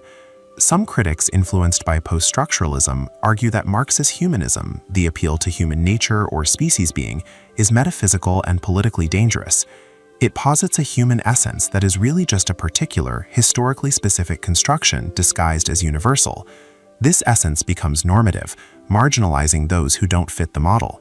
Better, these critics argue, to abandon essentialist thinking entirely in favor of pure constructivism. There is no human nature, only historically specific subject positions created by discourse and power. Marx would likely respond that pure constructivism is self-refuting. If humans are entirely constructed by discourse and power, with no nature beyond this construction, on what basis can we criticize existing constructions or work for different ones? The post-structuralist critique presupposes some standard, human freedom, flourishing, reduction of suffering, but cannot ground this standard without smuggling in normative assumptions about human beings. Moreover, pure constructivism cannot explain the material constraints on discourse and construction, why certain constructions emerge under certain material conditions, why some constructions prove stable and others fragile. Marx's conception avoids both essentialism and pure constructivism. Human nature is real, but historical. We have certain defining characteristics, consciousness, sociality, productive activity, that distinguish human from animal existence, but these characteristics exist as historical potentials that are realized differently under different conditions. This nature is normative. It provides a basis for critique when conditions prevent its adequate realization, but the norm is immanent and historical, rather than transcendent and ahistorical. In Marx's mature work, explicit discussion of species being becomes rarer, leading some interpreters to argue he abandoned the concept as too metaphysical or humanistic. However, the underlying conception persists. Capital analyzes how capitalism develops human productive forces while alienating human beings, how it creates the material possibility for human freedom while denying that freedom through exploitation and domination. The vision of communist society implicitly appeals to species being, a society where productive activity would be freely chosen, where social relations would be transparent and cooperative, where human capacities could develop universally. The concept of species being thus provides the philosophical anthropology grounding Marx's critique of capitalism and vision of emancipation. By identifying what is essentially and potentially human, conscious, free, universal, social, productive activity, Marx establishes a standard for judging existing conditions and orienting transformative practice. This standard is neither abstract nor ahistorical, but emerges from historical development itself as the really existing potential that present society contradicts. Understanding species being is essential for grasping the full philosophical depth of Marx's project and its continuing relevance for thinking about human flourishing and social transformation. Alienation, a philosophical analysis. The concept of alienation stands as one of Marx's most profound and influential contributions to philosophical and social thought. It provides the critical standard for assessing capitalism, exposes the human costs of existing social arrangements, and orients the vision of human emancipation. Though developed most extensively in Marx's early works, particularly the Economic and Philosophic Manuscripts of 1844, the concept of alienation underlies his mature critique of capitalism in Capital, where it reappears in analyses of commodity fetishism, the subsumption of labor under capital, and the domination of living labor by dead labor. Understanding alienation requires examining its multiple dimensions, its roots in capitalist social relations, and its philosophical significance for conceiving human freedom and authentic existence. Alienation, from the German Entfremdung, meaning estrangement or making alien, refers to a condition in which something that properly belongs to a subject becomes external to, opposed to, and dominating over that subject. For Marx, alienation occurs when the products of human activity, human social relations, and human essential powers take on forms that appear independent of their human creators and come to dominate those creators as alien forces. This is not merely subjective feeling of disconnection or dissatisfaction, though it includes experiential dimensions. Alienation is an objective social condition rooted in specific social relations, particularly capitalist relations of production. Marx identifies four main dimensions of alienation under capitalism, each interconnected with the others. First, alienation from the product of labor. Workers produce commodities, but these commodities do not belong to them. The products of their labor confront them as alien objects, owned by others, the capitalists who purchase labor power. The more workers produce, the more wealth they create, but this wealth does not return to enrich them. Instead, it accumulates as capital, the property of another class, and is used to dominate the workers themselves. The products of human labor thus become alien powers confronting their creators. This is not simply a matter of not owning what one makes. Under non-capitalist systems, peasants might have given part of their harvest to landlords, but they still controlled much of the production process and could consume or dispose of significant portions of their product. Under capitalism, workers own none of what they produce. Their entire product belongs immediately to the capitalist. Workers produce not for their own needs or purposes, but for the abstract purpose of valorizing capital. The product is alien not only in legal ownership, but in its very purpose and meaning. It serves capital's self-expansion, not human need. Moreover, the products of labor return to dominate the workers.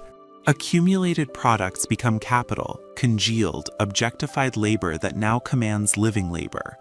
The past labor of workers, crystallized in machines and factories, now dictates the terms under which present labor occurs. Dead labor dominates living labor. Workers face the products of their collective activity as an alien power determining their fate, whether they will have employment, at what wage, under what conditions. The more productively workers labor, the more powerful capital becomes, the more completely they are subordinated to its demands. Second, alienation in the act of production itself. Under capitalism, labor is not the free, conscious, creative activity that expresses human species being. Instead, it is forced labor, compelled by need and domination. Workers do not labor because work itself is fulfilling or freely chosen, but because they must sell their labor power to survive. Labor becomes purely instrumental, a means to obtain wages for buying necessities, rather than an end in itself, an expression of human capacities and creativity. In the labor process, workers are subordinated to capital's discipline. They do not control the purpose of production, what to produce, the methods, how to produce, the pace and intensity of work, or the disposition of the product. All these are determined by capital's need for profit maximization. Work becomes fragmented and repetitive as capitalism develops. The craft worker who previously exercised skill and judgment in producing entire products is replaced by the detail laborer who performs one narrow task in a complex division of labor, or by the machine operator who tends equipment. Labor is degraded to a mere appendage of the machine, deprived of meaning and autonomy. Thus, workers feel alienated during the very act of labor. They experience work as external compulsion, as suffering, as self-sacrifice rather than self-realization. Marx writes, "The worker therefore only feels himself outside his work, and in his work feels outside himself. He is at home when he is not working, and when he is working he is not at home. Only in animal functions, eating, drinking, procreating, does the worker feel free, while the specifically human activity of conscious creative production becomes alien." Third, alienation from species being. As discussed in the previous section, human species being consists in conscious, free, universal productive activity. Alienated labor inverts this relationship. Instead of production being the free expression of human capacities exist only to serve production as capital requires it. Instead of humans using labor as a means to develop themselves, they become means to capital's self-expansion. Species being, conscious creative activity, becomes merely a means to individual existence, to physical survival. Work that should manifest human universality becomes narrow and specialized. Cooperative production that should express social being becomes fragmented and competitive. The products that should serve human purposes become fetters and masters. Human development, instead of being comprehensive, becomes one-sided. Workers develop certain narrow capacities required by their jobs, while their other potentials atrophy. The universality that defines species being is denied. Fourth, alienation from other human beings. Under capitalism, social relations take alienated forms. Other people appear not as fellow members of a cooperative community, but as competitors, instruments, or alien forces. The capitalist appears to workers not as a partner in common human endeavor, but as an appropriator of their labor, a dominating force. Fellow workers appear as competitors for jobs. Social cooperation exists, modern production requires extensive cooperation, but it appears as alien necessity imposed by capital rather than as freely chosen association. The social nature of production is mystified. Workers cooperate on a massive scale. Their labor is profoundly social, but this sociality does not appear as their conscious creation. Instead, their social connections appear as impersonal market relations, mediated by commodities and money. People relate to each other as bearers of economic functions, buyer and seller, employer and employee, rather than as full human beings. What Marx will later call commodity fetishism is a form of alienation where social relations between people assume the fantastic form of a relation between things. These four dimensions of alienation are interconnected. Alienation from the product grounds alienation in the labor process. Because products are appropriated by capital, labor must be organized to serve capital's needs. Alienation in labor means species being is alienated. Human essential powers are denied and distorted. Alienated species being manifests as alienated relations between humans. We confront each other as bearers of alien economic functions rather than as human beings cooperating for common purposes. What causes alienation? Not human ideas, consciousness, or moral failures, but objective social relations, specifically capitalist relations of production. Alienation arises because workers do not own means of production and must sell labor power as a commodity to capitalists who do own means of production. This relationship, the capital-labor relation, generates all the dimensions of alienation analyzed above. Private ownership of means of production, wage labor, commodity production, market exchange, these structural features of capitalism constitute the material basis of alienation. This has several important implications. First, alienation cannot be overcome through individual psychological adjustment, moral reform, or changes in consciousness alone. Because alienation is rooted in objective social relations, overcoming it requires transforming those relations, abolishing private ownership of means of production, superseding wage labor, reorganizing production cooperatively. Second, alienation is not a timeless human condition, but a historically specific phenomenon. Pre-capitalist societies had their own forms of unfreedom and domination, but not capitalist alienation. Communist society would overcome alienation by transforming the social relations that generate it. Third, alienation affects both workers and capitalists, though in different ways. Workers are alienated from their productive activity, their products, their species being, and other humans in the ways described above. But capitalists are also alienated, despite being the beneficiaries of exploitation. They are ruled by capital just as workers are, by impersonal market forces, competitive imperatives, the need for endless accumulation. Capital appears to capitalists themselves as an alien force with its own logic and demands. The capitalist's personality and human relationships are deformed by subordination to capital's logic. However, the alienation of capitalists is clearly preferable to that of workers. They retain social power and control, and they benefit materially. The alienation that matters most ethically and politically is that of the exploited working class. In Marx's mature economic works, particularly Capital, the concept of alienation is not abandoned but transformed and deepened. The analysis of commodity fetishism in the opening chapters of Capital reveals how capitalist social relations assume the form of relations between things. The value of commodities appears as a natural property of things rather than as expression of social labor. Market forces appear as objective laws governing human behavior rather than as products of specific social arrangements. This mystification of social relations is a form of alienation. Human social relations take the form of alien, thing-like forces. The analysis of capital accumulation reveals alienation in starker form. Capital is dead labor that vampire-like lives only by sucking living labor. The products of past labor, instead of serving living humans, command and consume living labor. Machinery, instead of reducing toil, intensifies it. Rising productivity, instead of creating abundance and leisure, produces unemployment and poverty alongside wealth. At every point, what humans create turns against them as alien force. The theory of surplus value reveals the concealed exploitation behind surface appearances of fair exchange. Workers receive the value of their labor power, what's needed to reproduce their ability to work, but they produce more value than this. This surplus value is appropriated by capital. The wage relation appears as fair exchange of equivalents, but conceals appropriation of unpaid labor.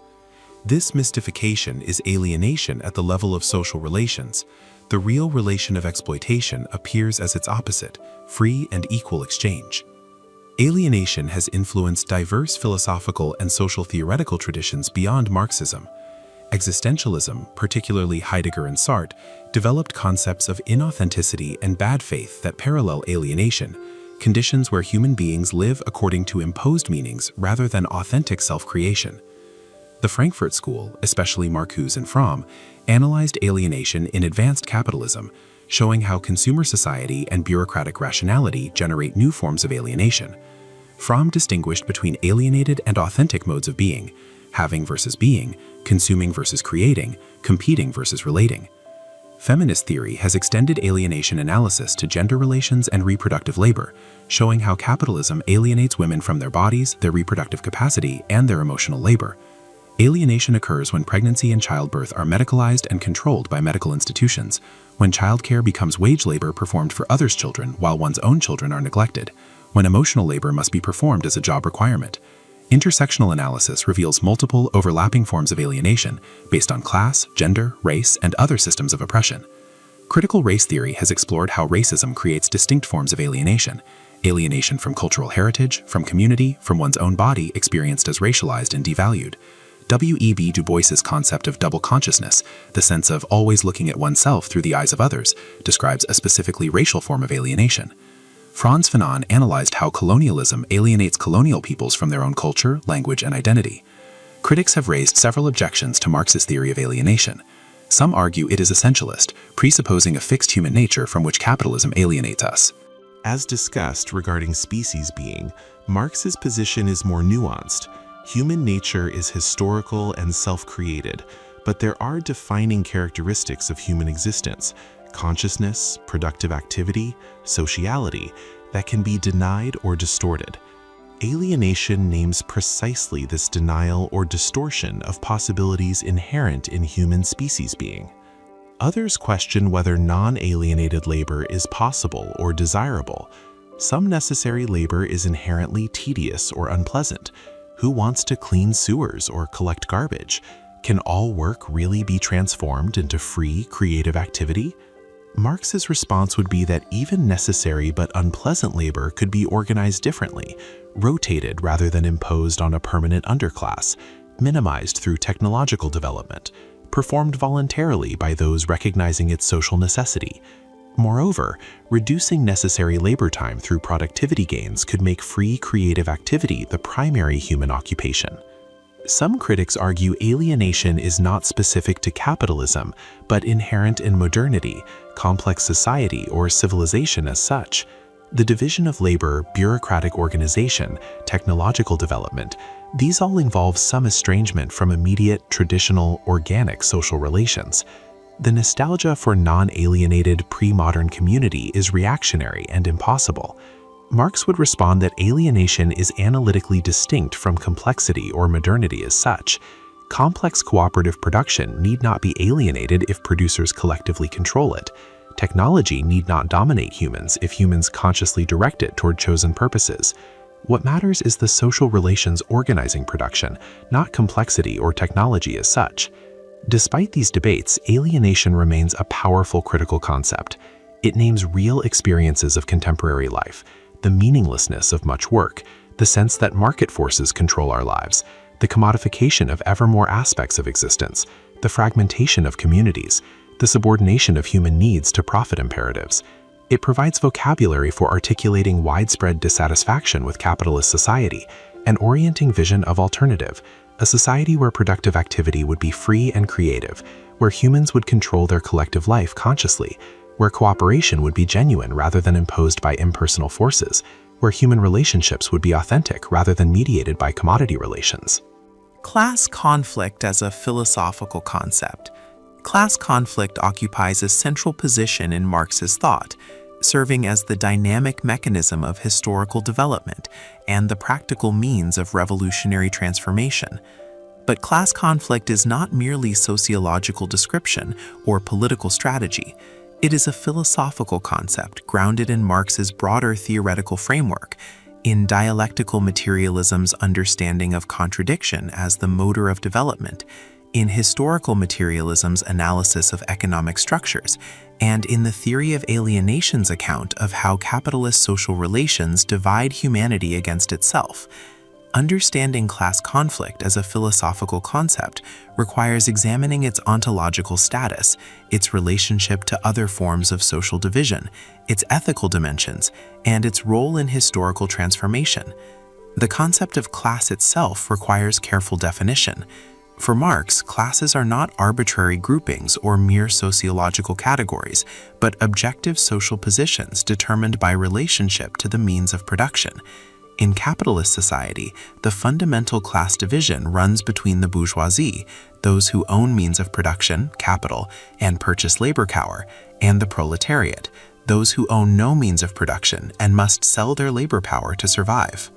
Other classes exist: the petty bourgeoisie, small property owners who neither exploit others on significant scale nor are exploited themselves; the lumpen proletariat, those outside regular production, remnants of pre-capitalist classes, but the capital-labor relation is fundamental. This economic definition of class might seem reductionist, defining people simply by economic position, but Marx's point is that class position structures life comprehensively. Economic position determines not merely income, but power, life chances, social relations, cultural access, political influence, and even consciousness. The capitalist's relation to means of production grants not just wealth but social power, the power to employ or not employ, to determine conditions of work, to influence government, to shape culture. The worker's propertylessness means not just poverty but dependence and vulnerability, the necessity of finding employment on whatever terms capital offers, the threat of unemployment, powerlessness over life conditions. Classes, so defined, have objectively opposed interests grounded in the relations of production. The capitalist's profit derives from surplus value, from paying workers less than the value they produce. The worker's wage is a cost that reduces profit. Capitalists have interest in maximizing surplus value extraction through longer hours, lower wages, or more intense labor. Workers have interest in limiting exploitation through higher wages, shorter hours, better conditions. This is not merely subjective preference, but structural antagonism. What benefits one class harms the other. The relationship is zero-sum at the level of distribution. A larger share for labor means smaller share for capital, and vice versa. However, the antagonism is not absolute or in all dimensions. Both classes have interest in continued production. No production, no profit, and no wages. Both may have interest in technological development that increases productivity, though they will conflict over how gains from productivity are distributed and over technology's effects on employment and work conditions.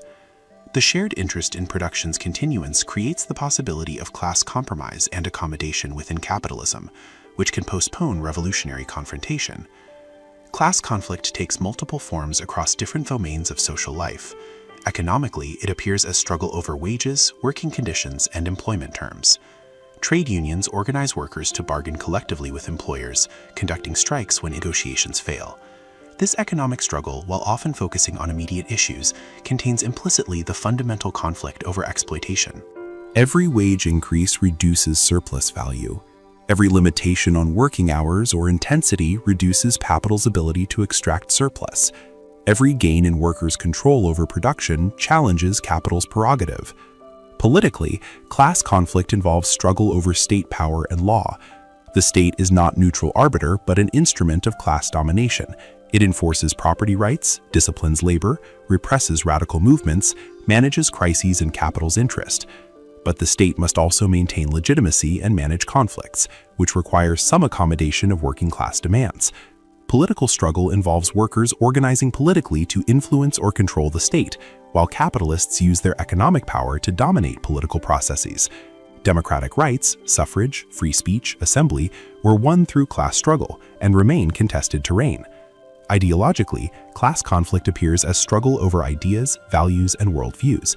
Ruling ideas are typically ruling class ideas. They justify existing arrangements. naturalize capitalist relations, and obscure exploitation. Working-class struggle generates counter-hegemonic ideas challenging capitalist ideology. This ideological struggle is not merely battle of ideas in abstraction, but is rooted in material conflicts and organizational practices. Revolutionary consciousness develops through struggles that reveal the limits of existing ideas and the possibility of alternatives. Philosophically, class conflict raises fundamental questions about the nature of social reality, historical development, and human agency. First, it establishes that social reality is inherently contradictory. Society is not a harmonious organic whole, but a conflictual totality, torn by antagonistic interests. The notion, common in conservative thought, that society is or should be an integrated unity where each part serves the whole, is exposed as ideological mystification. Society is a structured whole, but one organized around exploitation and domination, necessarily generating conflict. Second, class conflict provides the mechanism of historical development. Change occurs not through gradual evolution or the working out of ideas, but through revolutionary ruptures driven by class struggle. Each mode of production contains within it antagonistic classes, masters and slaves, lords and serfs, capitalists and workers. As productive forces develop, the contradictions between classes intensify, eventually reaching a point where revolutionary transformation becomes necessary. The old ruling class resists, attempting to preserve relations that serve its interests. The rising exploited class struggles to overthrow the old order. History progresses through these revolutionary confrontations. This establishes class struggle as ontologically constitutive of history. History is not the unfolding of spirit, Hegel, or the gradual triumph of reason, Enlightenment, but the history of class struggles.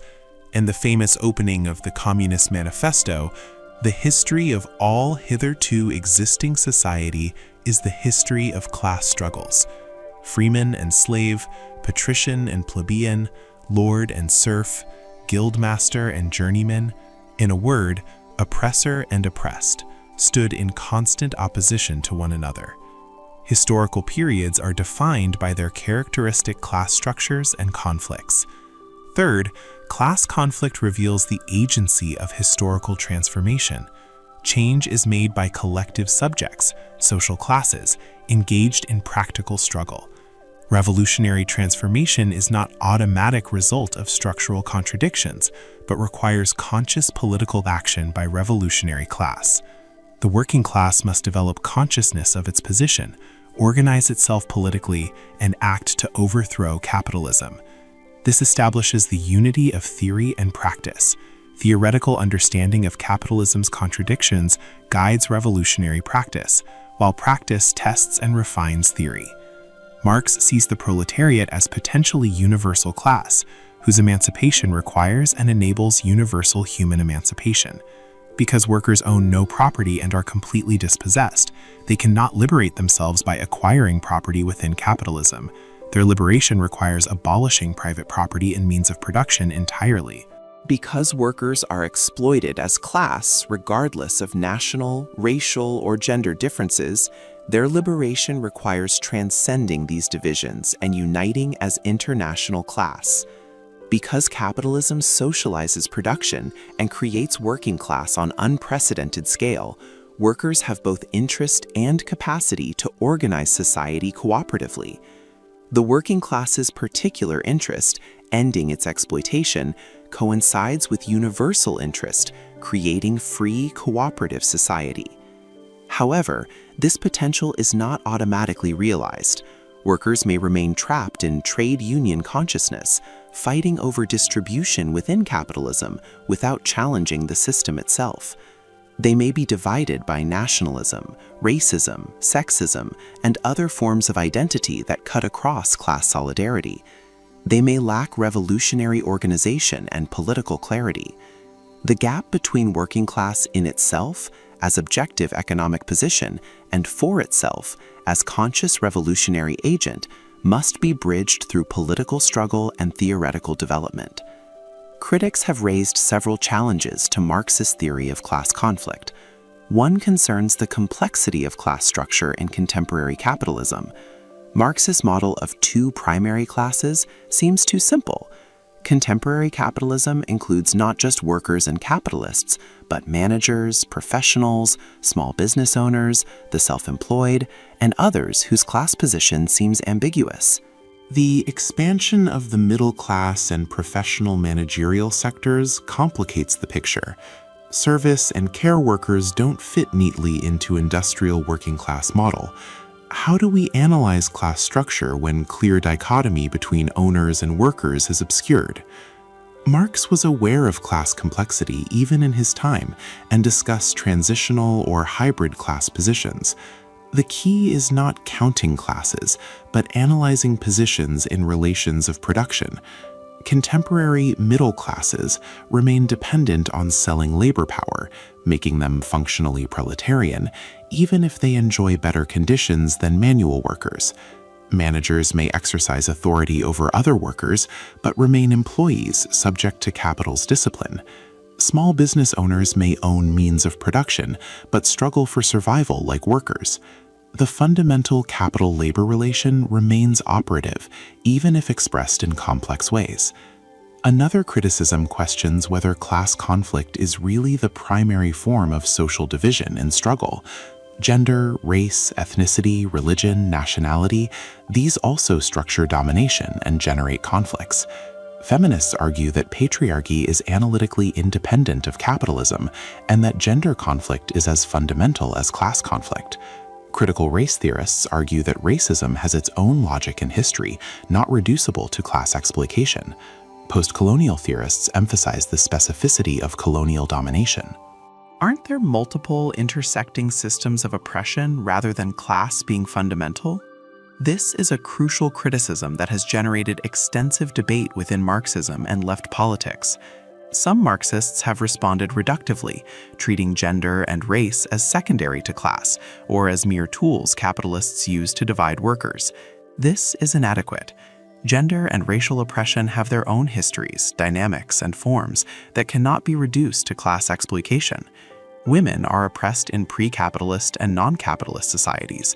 Racism emerged from specific historical processes of colonialism and slavery, not simply from capitalist exploitation. However, class analysis remains essential. Capitalism intersects with and transforms gender and racial oppression, giving them specific forms in capitalist society. The exploitation of women's reproductive labor serves capital accumulation. Racism creates stratified labor markets and divides working classes. These systems of oppression are not separate but intersecting and mutually reinforcing. An adequate analysis must examine their intersection without reducing one to another.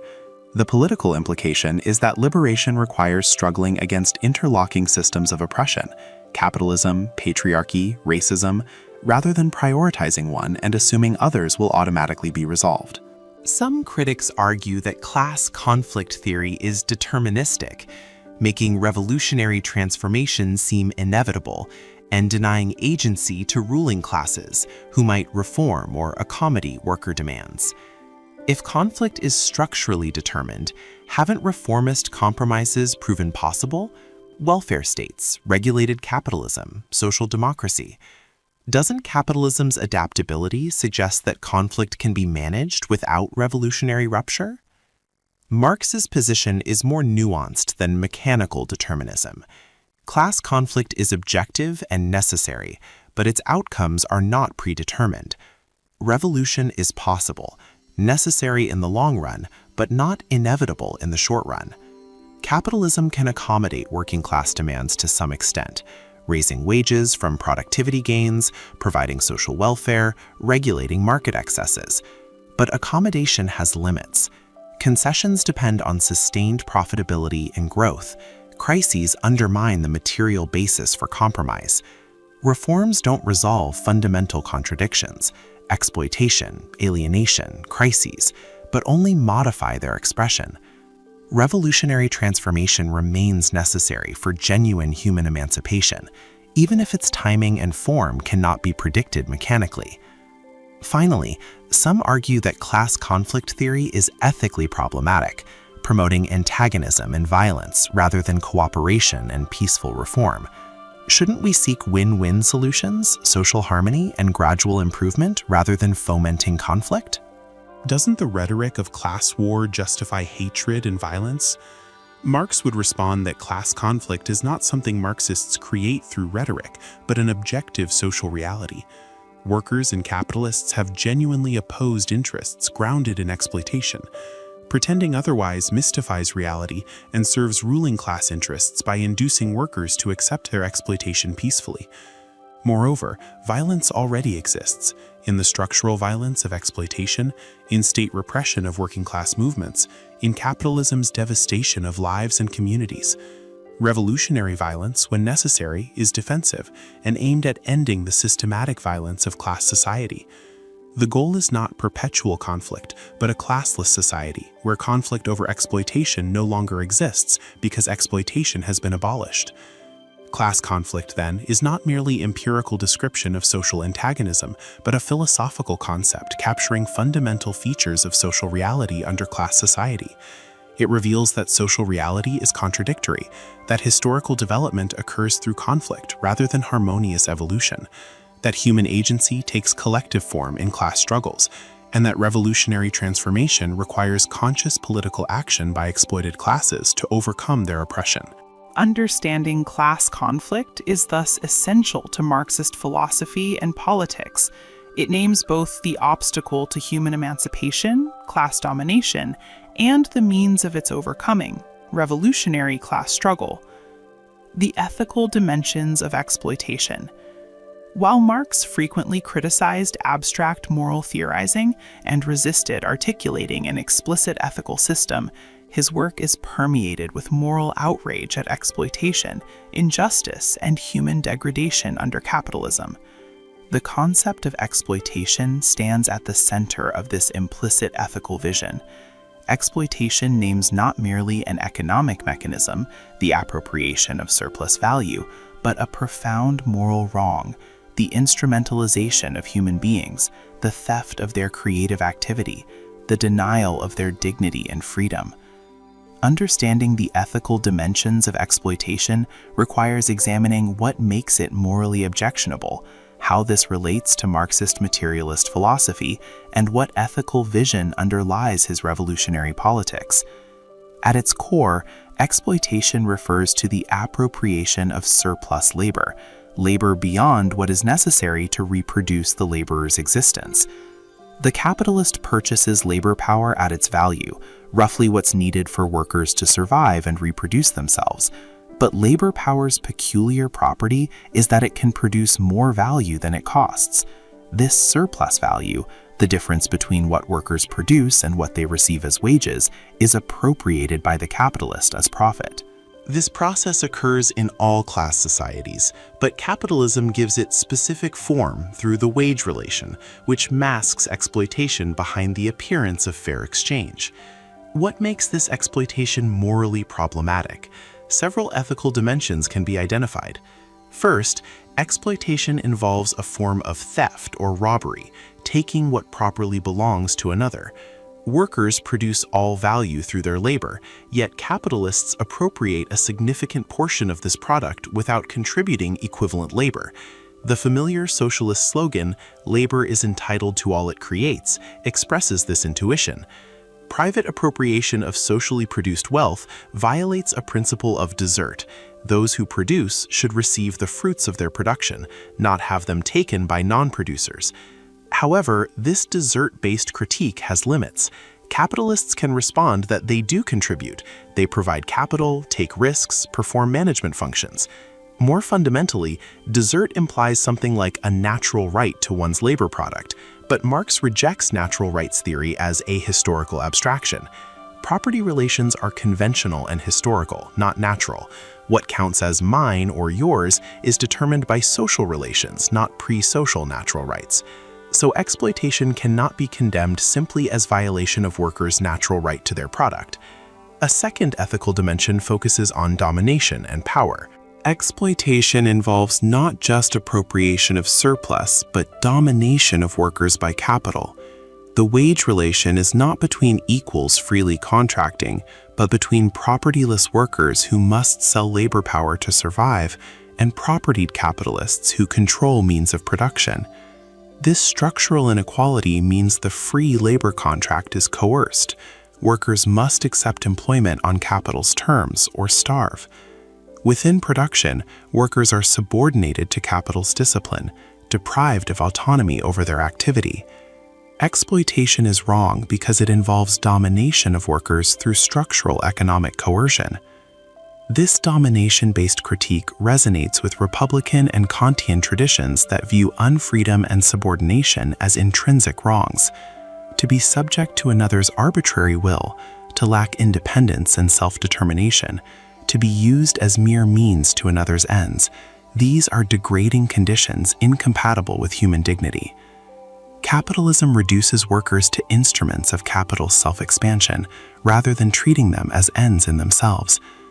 The wrong of exploitation lies not just in the appropriation of surplus, but in the domination and instrumentalization this involves. A third ethical dimension concerns alienation, the denial of essential human capacities and the distortion of human relationships.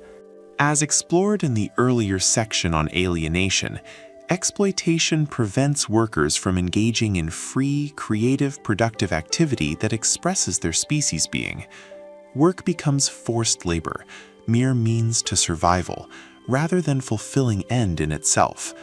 Workers are alienated from their products, their activity, their species being, and other humans. Exploitation is wrong because it prevents human flourishing and the full development of human capacities. This alienation-based critique grounds moral condemnation in a conception of human nature and flourishing, rather than in rights or equality. The wrong is not violating rights or failing to treat people as equals, but creating conditions that prevent realization of essential human capacities.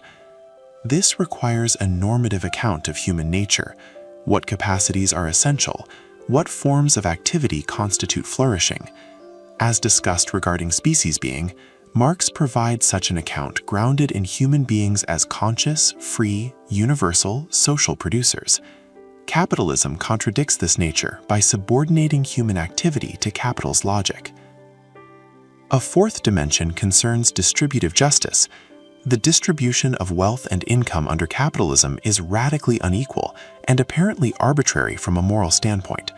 Workers who produce society's wealth live in poverty or precarity, while capitalists who contribute no productive labor accumulate vast fortunes. This inequality is not based on differential contribution, merit, need, or any recognizable principle of justice. It reflects simply the arbitrary fact of property ownership. Those born into property-owning families enjoy wealth and power without effort. Those born propertyless face lifelong struggle despite working harder. This seems transparently unjust. However, Marx explicitly rejects moralistic appeals to distributive justice as basis for socialism. In his critique of the Gotha program, he argues that distribution follows from relations of production. You cannot change distribution without transforming production relations. Moreover, under capitalism, exchange of equivalents does occur. Workers receive the value of their labor power. Capitalists receive profit corresponding to their capital. The injustice lies not in violating principles of fair exchange, but in the exploitative character of the underlying relation. To call capitalism unjust by standards of bourgeois justice is confused. Capitalism is perfectly just by its own standards. Revolutionary critique must reject bourgeois justice entirely, not appeal to it. This creates a puzzle. Marx seems to condemn exploitation and capitalism morally while rejecting explicit moral language and argument. How can we make sense of this? Several interpretations have been offered. One claims Marx was inconsistent. He implicitly relied on moral principles while officially rejecting moral discourse. His outrage at exploitation, his solidarity with the oppressed, his vision of emancipation all presuppose moral commitments he failed to acknowledge. Another interpretation argues Marx rejected only certain forms of moral discourse, ahistorical natural rights theory, abstract principles divorced from material conditions, moralism that substitutes indignation for analysis. but he implicitly endorsed other moral grounds for condemning capitalism: that it violates human dignity, prevents flourishing, involves domination and unfreedom. His critique is ethical but non-moralistic, grounded in material analysis rather than abstract principles.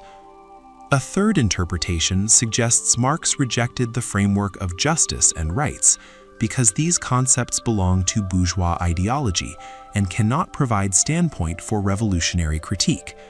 Justice, rights, equality, these are juridical concepts corresponding to commodity exchange relations. To critique capitalism in these terms is to remain trapped in capitalist thought forms. Genuine critique must transcend bourgeois categories entirely. The issue is not that capitalism is unjust, but that the entire framework of justice corresponds to commodity relations that must be abolished. Yet Marx clearly believed capitalism was critiquable, that exploitation was wrong, that revolution was justified.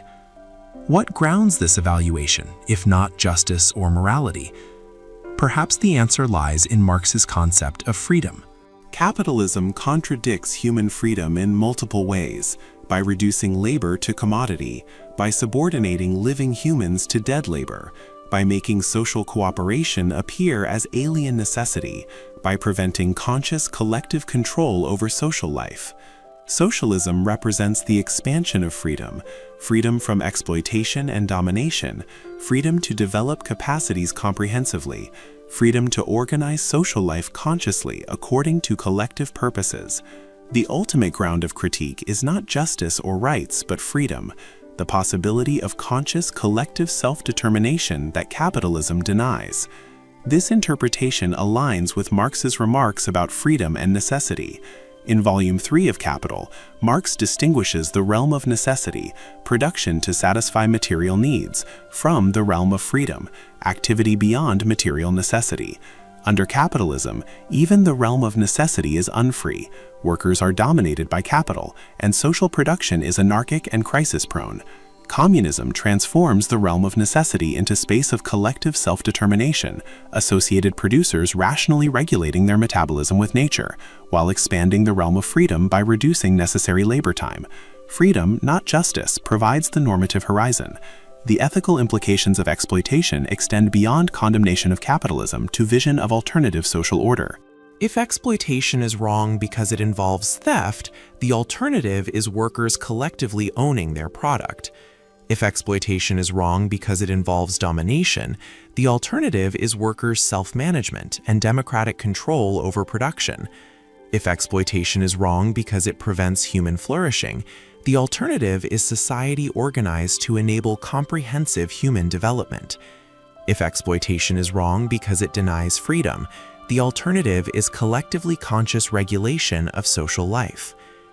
This points toward what Marx called communism, a society without class exploitation, without private property and means of production, without domination of living labor by dead labor, or of humans by their own social relations. In such society, labor would be free activity rather than forced toil. Production would serve human needs rather than capital accumulation. Cooperation would be conscious and voluntary rather than imposed by market necessity. And social life would be transparently organized according to collectively determined purposes. This represents not just economic reorganization, but ethical transformation, from a society based on exploitation, domination, and alienation, to one based on freedom, cooperation, and human flourishing. Critics have challenged Marx's account of exploitation's ethical dimensions from several angles. Some argue that exploitation defined as appropriation of surplus value is not inherently wrong. All societies require some surplus production beyond immediate consumption to reproduce social institutions, support non-producers, invest in future production. The question is not whether surplus is produced, but who controls and distributes it. Capitalism involves exploitation, but so would any complex society. What makes capitalist exploitation specifically problematic?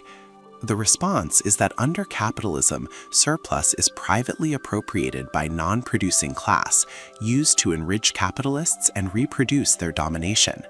Under socialism, surplus would be collectively controlled and consciously allocated to serve social needs and purposes democratically determined. The wrong is not surplus production, but class appropriation and lack of democratic control. Other critics question whether the wage relation is really coercive in the sense Marx suggests. Workers are legally free to refuse employment, change employers, even become self-employed or start businesses. The labor contract is voluntary. No one forces workers to accept any particular job. How then is the relation coercive? Marx's response is that structural coercion differs from direct physical force. Workers as class have no choice but to sell labor power. Individual workers may choose which employer, but the class cannot refuse wage labor without starving. This structural compulsion, grounded in propertylessness and monopolization of means of production by capital, constitutes a form of coercion, even if individual contracts are legally voluntary. Some liberals argue that capitalism promotes ethical values, individual freedom and responsibility, reward for initiative and effort, voluntary cooperation through contract. Isn't the market sphere one of freedom? People making choices, exercising agency, cooperating voluntarily for mutual benefit? Marx would respond that these freedoms are formal and abstract, compatible with and indeed masking substantive unfreedom and exploitation. Workers are formally free to sell their labor power, but this freedom is empty when the alternative is destitution. Market relations appear voluntary, but rest on prior coercion, the historical process of primitive accumulation that dispossessed producers and forced them into labor markets. Abstract freedom of the market coexists with substantive domination in production. Finally, some argue that Marx's ethical vision is too perfectionist or demanding. The vision of non-alienated labor, comprehensive human development, and transparent social cooperation may be inspiring but unrealistic. Human limitations, the necessity of unpleasant labor, scarcity of resources, conflicts of interests, cognitive and motivational limits, make this vision utopian. Better to accept these limitations and seek incremental improvements within capitalism's framework. Marx would reject this as counsel of despair and capitulation to existing on freedom. The material conditions for overcoming alienation and achieving genuine freedom have been created by capitalism's development of productive forces. The vision is not utopian fantasy, but concrete possibility emerging from historical development. Its realization requires political struggle and social transformation, not merely ideal imagination. And while complete elimination of all conflict and necessity may be impossible, fundamental transformation of the human condition toward greater freedom and flourishing is both possible and necessary. The ethical dimensions of exploitation remain central to understanding Marx's critique of capitalism and vision of emancipation.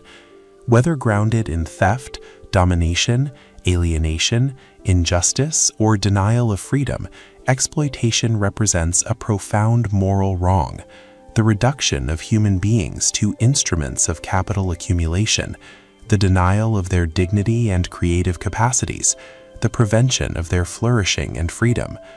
Overcoming exploitation through revolutionary transformation is not merely economic restructuring, but ethical imperative, the necessary condition for human beings to achieve genuine freedom and realize their potential as conscious, creative, social beings.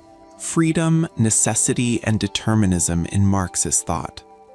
The relationship between freedom, necessity, and determinism constitutes one of the most philosophically complex and enduringly controversial dimensions of Karl Marx's thought.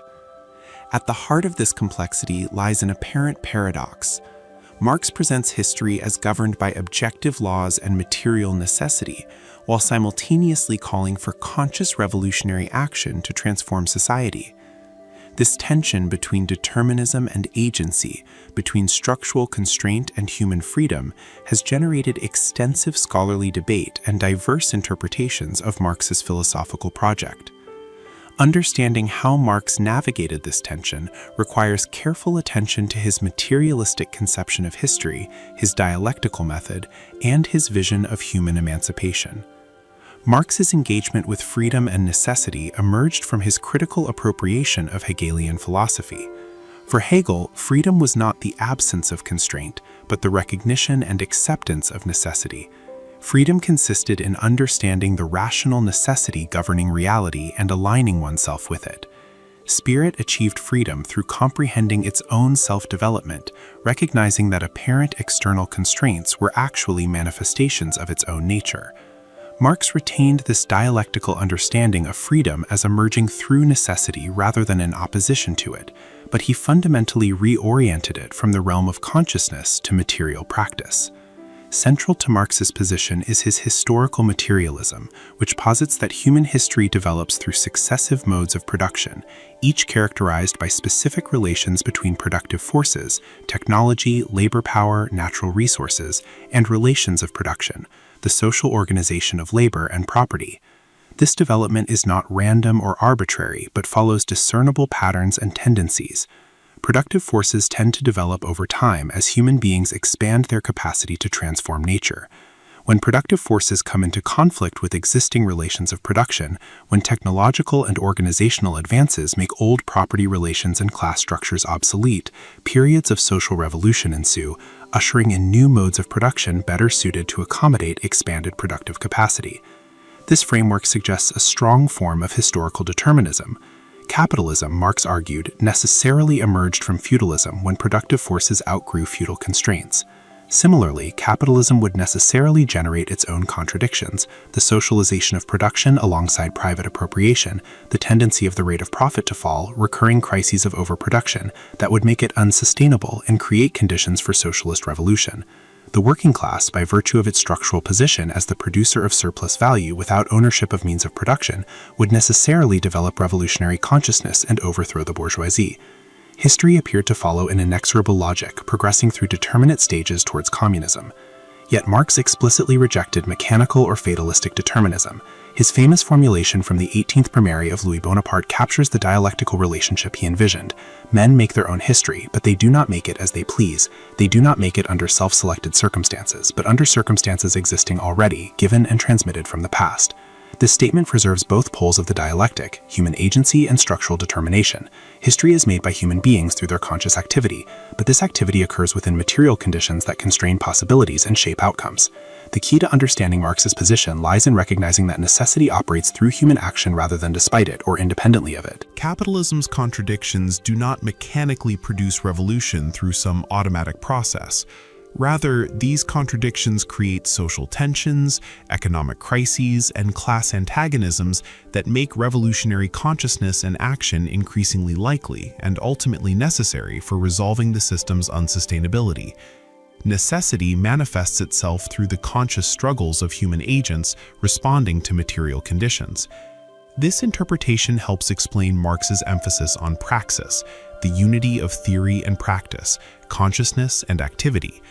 Revolutionary transformation requires not just objective conditions, but subjective factors: class consciousness, political organization, strategic clarity, revolutionary will. The working class must transform itself from a class in itself, an objective collection of individuals sharing a structural position, into a class for itself. Marx's conception of freedom evolved alongside his understanding of necessity. In his early writings, particularly the economic and philosophic manuscripts of 1844, Marx emphasized alienation as the defining feature of capitalist society, an obstacle to human freedom. Workers under capitalism were alienated from the products of their labor, from the labor process itself, from their species being, their essential creative nature, and from other human beings. This multifaceted alienation prevented humans from realizing their potential for free, creative, self-directed activity. Freedom meant overcoming alienation through the abolition of private property and the establishment of communism, where production would be consciously organized to meet human needs rather than serve capital accumulation. In his mature work, Marx grounded freedom more explicitly in humanity's relationship to necessity. In Volume 3 of Capital, he distinguished between the realm of necessity and the realm of freedom. The realm of necessity encompasses the labor required to meet basic human needs, producing food, shelter, clothing, and other necessities for physical existence. This labor remains necessary under any social system, including communism. However, the realm of freedom begins only where labor which is determined by necessity and mundane considerations ceases. True freedom emerges beyond necessary labor, in time available for intellectual, artistic, and social pursuits that constitute human self-realization. Crucially, Marx argued that while necessary labor cannot be eliminated, it can be minimized and humanized. Capitalism actually creates the productive capacity to reduce necessary labor time dramatically through technological development and rational organization. Yet under capitalism, this potential is squandered through waste, overproduction of commodities nobody needs, and the extraction of surplus labor to maximize profit. Socialism would rationally organize production to minimize necessary labor while ensuring its equitable distribution, thereby expanding the realm of freedom for all. This vision reveals that for Marx, freedom was not primarily negative freedom, absence of external constraint, but positive freedom, collective self-determination, and individual self-realization. Freedom required not just formal rights, but substantive control over the conditions of existence. The wage laborer possesses formal freedom, the legal right to sell her labor power or not, but lacks substantive freedom, having no alternative means of subsistence and therefore being effectively coerced into wage labor. Real freedom requires transforming the economic structures that constrain life possibilities. Marx's determinism also had an epistemological dimension. He believed that objective knowledge of society was possible through scientific analysis of material conditions and class relations. Ideology, distorted consciousness that serves ruling class interests, could be overcome through materialist analysis that revealed the real foundations of social life. Yet this raised questions about the status of Marx's own theory. If all consciousness is determined by material conditions and class position, how could Marx transcend ideology to achieve objective knowledge? Marx's answer seemed to be that the proletariat's unique structural position as the class that produces all value yet receives only part of it back gave it epistemic privilege, the capacity to see through bourgeois mystifications and grasp social reality. The relationship between freedom and necessity in Marx's thought ultimately reflects his conviction that genuine human freedom requires collective mastery over social conditions rather than individual autonomy within given structures. Freedom is not achieved by accepting necessity as unchangeable, but by understanding necessity sufficiently to transform it. Humans remain constrained by natural necessity, the need to produce means of subsistence, but social necessity is human-made and therefore subject to human transformation. This philosophical vision has profound implications. It suggests that freedom and determinism are not opposites, but dialectically related. Freedom emerges through understanding and transforming necessity.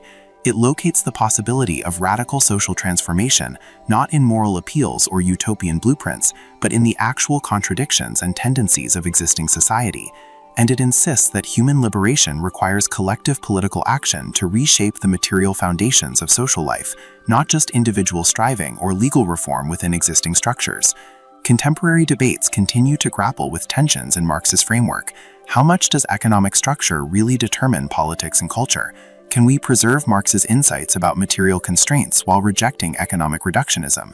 Does his emphasis on class struggle and production adequately address other forms of domination, patriarchy, racism, ecological destruction? These questions demonstrate both the enduring relevance and the limitations of Marx's treatment of freedom, necessity, and determinism, compelling each generation to reconstruct his insights for new historical conditions. Marx's critique of idealism. Marx's philosophical development began within the tradition of German idealism, particularly through his engagement with the work of Georg Wilhelm Friedrich Hegel. However, Marx's mature thought represents a decisive break from idealism, a rupture fundamentally reoriented Western philosophy toward materialism. To understand Marx's critique of idealism, we must first appreciate what he took from Hegel and what he ultimately rejected.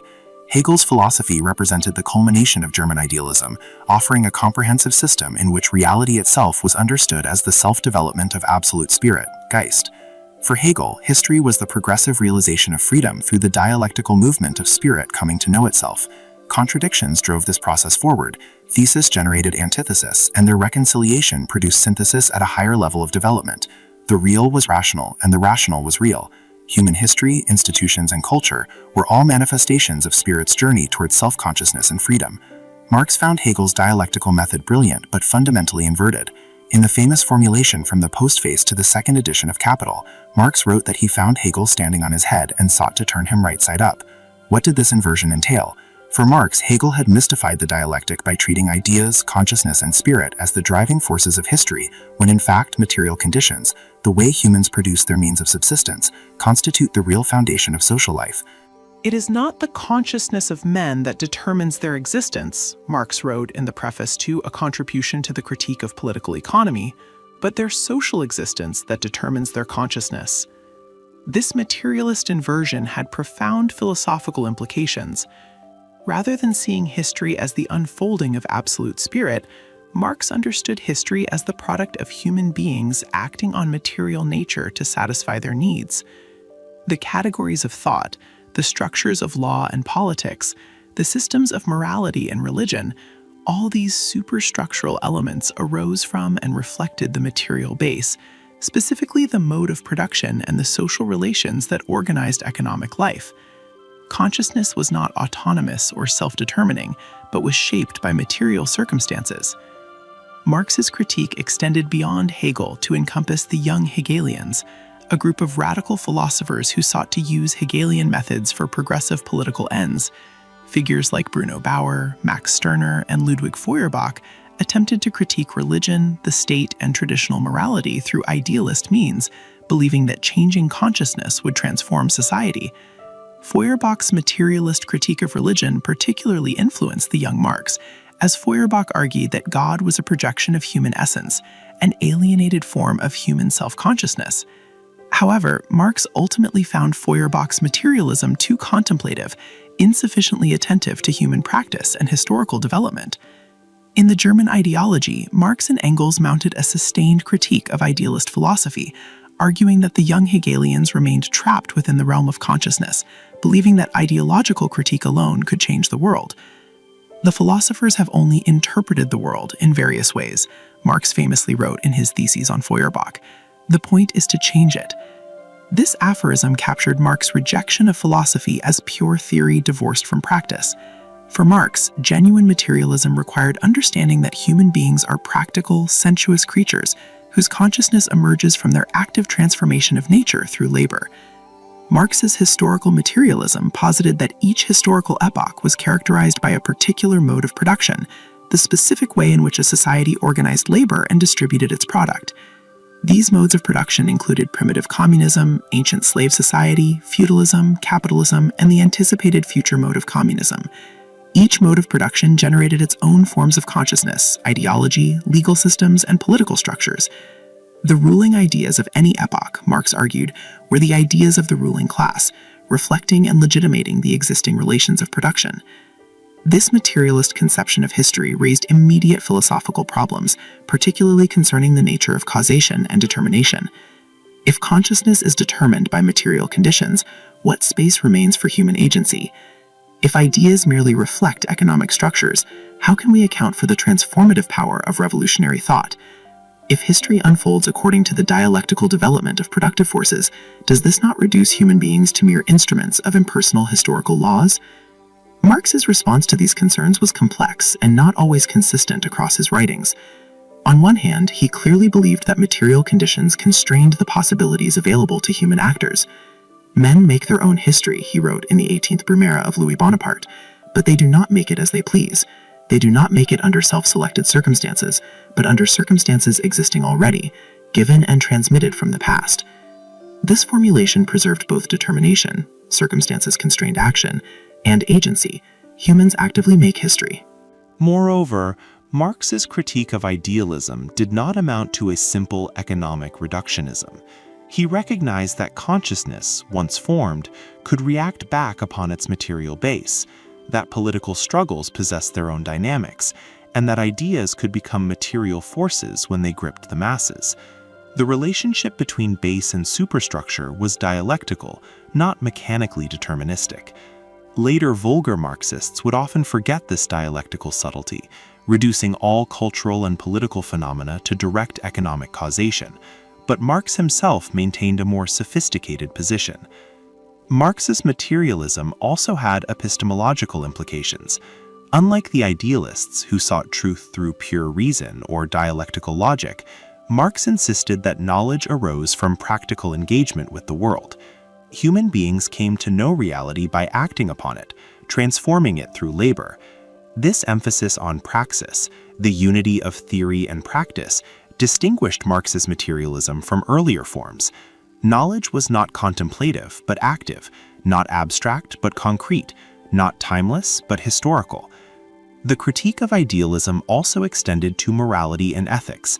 Marx rejected abstract moral principles divorced from historical context. Rights, justice, and freedom were not eternal truths, but historical products reflecting particular modes of production. Capitalist society generated its own ideology of individual rights and formal equality, but these categories masked real material inequality and exploitation. True freedom could not be achieved through moral argumentation or legal reform within capitalism, but only through the revolutionary transformation of the material base itself. This position has troubled many philosophers who see Marx as offering a normative critique of capitalism while simultaneously denying the validity of transhistorical moral standards. How can Marx condemn exploitation if all moral categories are merely ideological reflections of material conditions? Defenders of Marx respond that his critique does not rely on abstract moral principles, but on an immanent analysis of capitalism's internal contradictions and its failure to realize its own promises of freedom and equality. The normative force of Marx's critique derives not from external moral standards, but from the gap between capitalism's ideological self-presentation and its material reality. In summary, Marx's critique of idealism represented a fundamental reorientation of philosophy from consciousness to material practice, from the realm of ideas to the realm of production. This materialist turned grounded philosophy in history and social life, making it inseparable from the analysis of economic structures and class struggle. However, this critique also raised enduring questions about determinism, agency, and the status of normative claims, questions that would continue to animate Marx's philosophy throughout its subsequent development. Philosophical implications of the base superstructure model. The base superstructure model stands as one of Marx's most influential and controversial theoretical contributions. This architectural metaphor, which posits that economic relations form the base or foundation of society, while legal, political, and ideological forms constitute the superstructure built upon it, has generated extensive debate about the nature of social determination, the relative autonomy of culture and politics, and the mechanisms through which economic structures shape consciousness. Marx articulated this model most clearly in the 1859 preface to A Contribution to the Critique of Political Economy. There, he wrote, "In the social production of their existence, men inevitably enter into definite relations, which are independent of their will, namely relations of production appropriate to a given stage in the development of their material forces of production.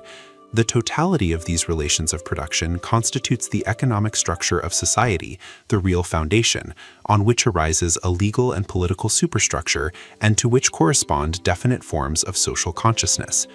This passage encapsulates several key philosophical claims.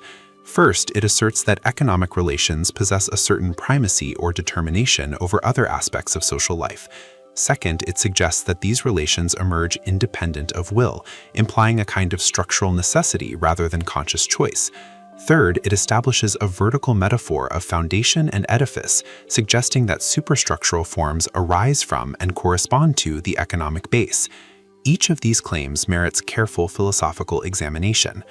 The concept of economic determination has proven particularly contentious. What does it mean to say that the base determines the superstructure? Marx himself used various formulations. The base determines, conditions, corresponds to, or influences the superstructure, without always clarifying the precise nature of this relationship.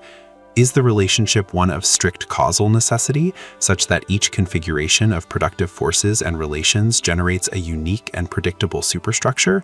Or is it a looser relationship of constraint and enablement, where the base sets limits without fully determining superstructural forms? This question touches on fundamental issues in the philosophy of causation and explanation. If we interpret determination in strong terms, we risk reducing culture, politics, law, and ideology to mere epiphenomena, surface effects without genuine causal power or autonomy. This vulgar Marxist interpretation, which flourished in certain strands of Second International Marxism and Soviet orthodoxy, treated the superstructure as a passive reflection of economic structures. According to this view, to understand any legal system, artistic movement, or philosophical school, one need only analyze the underlying mode of production. Changes in consciousness would automatically follow changes in material conditions. Such mechanical materialism faced obvious objections. Historical observation reveals that similar economic bases can coexist with quite different political forms, legal systems, and cultural productions. Capitalism has existed under democratic republics, fascist dictatorships, and constitutional monarchies. Moreover, ideas and cultural forms often display remarkable persistence across different modes of production. Religious traditions, artistic styles, and philosophical problems endure despite fundamental economic transformations. If the superstructure were merely a passive reflection of the base, such continuity and variation would be inexplicable. More sophisticated interpretations of the base superstructure model recognize what Engels later called relative autonomy. In letters written late in his life, Engels acknowledged that he and Marx had sometimes overstated economic determination in their polemics against idealism. Political, legal, and ideological forms possessed their own internal dynamics, their own histories, their own relative autonomy from immediate economic determination. However, Engels insisted that in the last instance, or ultimately, economic factors were determinate. The superstructure, while relatively autonomous, could not develop in ways fundamentally incompatible with the base. This qualification raises new philosophical puzzles. What does determination in the last instance mean? If the superstructure possesses genuine autonomy and causal efficacy in the short and medium term, in what sense does the base remain determinate? The concept seems to preserve both determination and autonomy, but risks becoming unfalsifiable. Any apparent counterexample to economic determination can be explained away by appealing to relative autonomy, while any confirmation can be cited as evidence of ultimate determination. The French structuralist Marxist Louis Althusser later attempted to theorize this relationship more rigorously through his concept of structural causality and overdetermination. Althusser argued that the base superstructure metaphor was too simple, too mechanical. Instead, he proposed understanding society as a complex structure of relatively autonomous levels, economic, political, ideological, each with its own specific effectivity. These levels were not related through simple linear causation, but through structural causation, where the whole structure determined the function and limits of each part.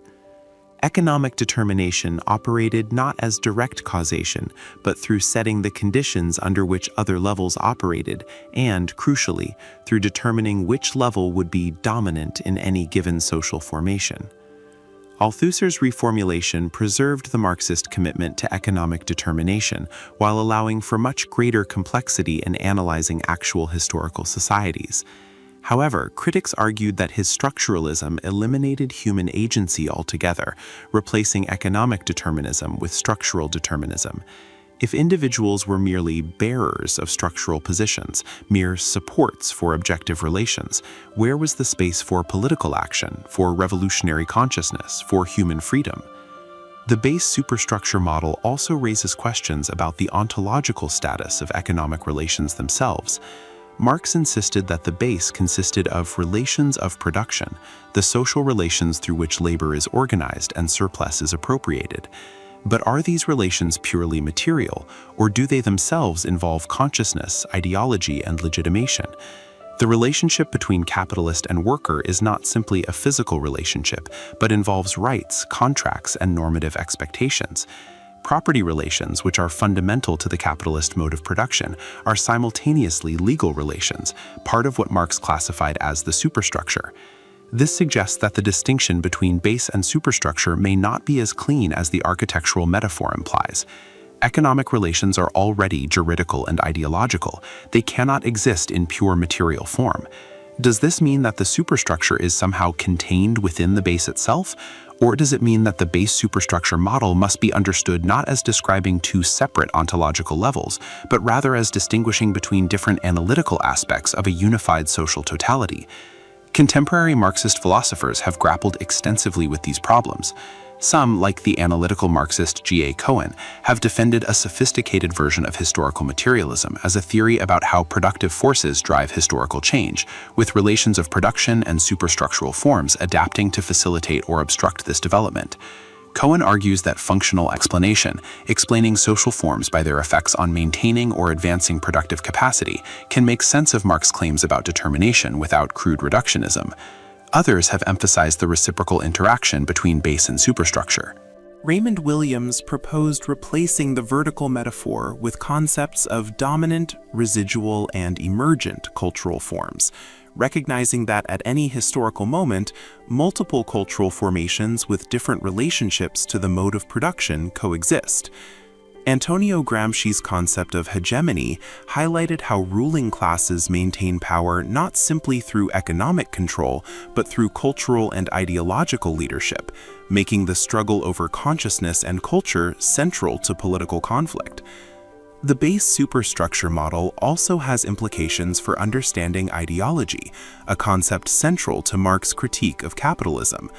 Ideology, in Marx's usage, refers to forms of consciousness that mystify or legitimate existing social relations, presenting historically specific arrangements as natural, eternal, or inevitable. The dominant ideology in any society, Marx argued, serves the interests of the ruling class by making exploitation appear just or necessary. But how does ideology work? Is it simply false consciousness, error that could be corrected through better information? Or is ideology more deeply rooted in the structure of social relations themselves, such that individuals reproduce ideological beliefs through their everyday practices, even when they consciously reject them? Marx's own discussion of commodity fetishism in Capital suggests the latter. The mystification inherent in market exchange is not simply a mistake of thought, but emerges from the actual structure of capitalist production, where social relations between people appear as relations between things. This raises profound questions about the possibility of ideological critique and revolutionary consciousness. If ideology is structurally produced by the material base, how can individuals achieve critical distance from it? Marx's answer seemed to involve the working class's unique structural position within capitalism. As the class that produced surplus value while receiving only part of its product back, workers had a material interest in seeing through bourgeois ideology and recognizing exploitation. The union of theory and revolutionary practice would emerge from this class position. Yet history has not borne out this expectation as straightforwardly as Marx anticipated. Workers in advanced capitalist societies have often embraced reformism rather than revolution, identifying with nationalist or religious rather than class solidarities. This has led some Marxists to emphasize the role of ideological apparatuses, cultural hegemony, and false consciousness in explaining the failure of revolutionary consciousness to develop as predicted. Others have questioned whether Marx's model adequately accounts for the complexity of human identity, motivation, and political consciousness. The philosophical implications of the base superstructure model extend beyond questions of causation and determination to fundamental issues in social ontology. What kinds of entities are social structures? How do they relate to the individuals who compose them? Marx's materialism suggested that social structures possess objective existence independent of individual consciousness. They are given and transmitted rather than freely chosen. Yet these structures are also human products, created and reproduced through human activity. This tension between objectivity and construction, between determination and agency, runs throughout Marx's social theory. In contemporary social theory, debates about structure and agency continue to engage with Marx's legacy. Are social structures reducible to patterns of individual action, or do they possess emergent properties irreducible to individual psychology? Can we explain social phenomena without reference to the intentions and meanings that guide human action? These questions, while formulated in different vocabularies, echo the philosophical problems inherent in Marx's base superstructure model. Have you ever stopped to consider how deeply the economic structures you were born into have shaped not just your opportunities, but the very way you perceive reality, justice, and possibility itself? The base superstructure model remains valuable as a heuristic for analyzing how material conditions shape consciousness and culture, even if its precise theoretical formulation remains contested. It directs attention to the ways in which economic power translates into cultural and political power. how class interests shape ideological production, and how material constraints limit the range of available social forms. At the same time, the model's limitations remind us that human societies are complex totalities that cannot be reduced to simple determination by any single factor, even an economic one. Revolution as a philosophical imperative. For Marx, revolution was not merely a political strategy or historical prediction, but a philosophical imperative grounded in his analysis of capitalism's contradictions and his vision of human freedom. Understanding Marx's conception of revolution requires examining how he reconciled historical necessity with political agency, how he theorized the conditions for revolutionary transformation, and what role consciousness and organization played in his revolutionary theory. Marx's approach to revolution emerged from his critique of both utopian socialism and liberal reformism. The utopian socialists, figures like Charles Fourier, Robert Owen, and Saint Simon, had imagined ideal societies and attempted to realize them through exemplary communities, moral persuasion, or appeals to enlightened rulers. Marx rejected this approach as idealistic, failing to ground socialism in the actual movement of history and class struggle. Conversely, liberal reformers believed that capitalism's worst features could be ameliorated through gradual legal and political reforms, through universal suffrage, trade unions, and social legislation. Marx viewed such reformism as inadequate to the task of fundamentally transforming exploitative social relations. Against both positions, Marx argued that revolution was necessary because capitalism's fundamental contradictions could not be resolved within the system itself. These contradictions were not merely problems to be solved, but structural features of the capitalist mode of production that would intensify over time, ultimately making the system unsustainable. The central contradiction for Marx lay between the increasingly social character of production and the private appropriation of surplus value. As capitalism developed, production became more collective, interdependent, and planned within enterprises, while ownership and control remained concentrated in private hands. This contradiction would manifest in recurring economic crises, growing class polarization, and the development of a working class with both the interest and the power to overthrow the system. This analysis raised immediate philosophical questions about the relationship between necessity and freedom in Marxist thought. On one hand, Marx frequently wrote as though revolution was inevitable, the product of objective historical laws. Capitalism would necessarily generate its own gravediggers, the proletariat would necessarily become revolutionary, socialism would necessarily succeed capitalism. Such formulations suggest a strong form of historical determinism, where human actors are essentially executing a predetermined historical script. On the other hand, Marx also emphasized the crucial role of conscious political action, revolutionary organization, and class struggle. Revolution would not occur automatically through the mechanical operation of economic laws, but required the working class to develop political consciousness, to organize itself as a class for itself rather than merely in itself, and to seize state power through revolutionary action. Philosophers have hitherto only interpreted the world in various ways, Marx wrote. The point is to change it, a formulation that emphasized active intervention rather than passive observation. How can we reconcile these two dimensions of Marx's thought, the deterministic and the voluntaristic, the scientific and the normative, the descriptive and the prescriptive? One approach emphasizes that for Marx, necessity operated through human action rather than behind it or despite it. Revolutions were necessary in the sense that capitalism's contradictions created conditions that made revolution increasingly likely and ultimately unavoidable. But this necessity could only be realized through conscious political struggle. The proletariat's revolutionary role was necessary given capitalism's structure, but this necessity had to be actualized through organization, consciousness, and political practice. This interpretation preserves both determination and agency by understanding them dialectically.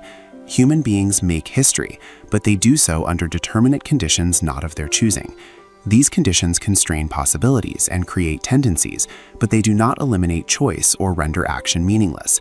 The working class must achieve political consciousness and organizational unity to carry out its revolutionary role, but capitalism's structure creates the material conditions, shared exploitation, collective production, recurring crises, that make such consciousness possible and increasingly necessary.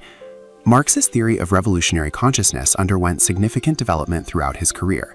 In his early writings, particularly the economic and philosophic manuscripts of 1844, Marx emphasized alienation as the source of revolutionary consciousness. Workers under capitalism were alienated from the products of their labor, from the labor process itself, from their species being, and from other human beings. This multifaceted alienation created the possibility of recognizing capitalism's dehumanizing character and seeking its transcendence. In the Communist Manifesto and subsequent political writings, Marx focused more on class struggle as the motor of historical change. The history of all hitherto existing society is the history of class struggles, the manifesto famously begins. Revolution emerges not primarily from philosophical reflection on alienation, but from the antagonism between classes with irreconcilable material interests.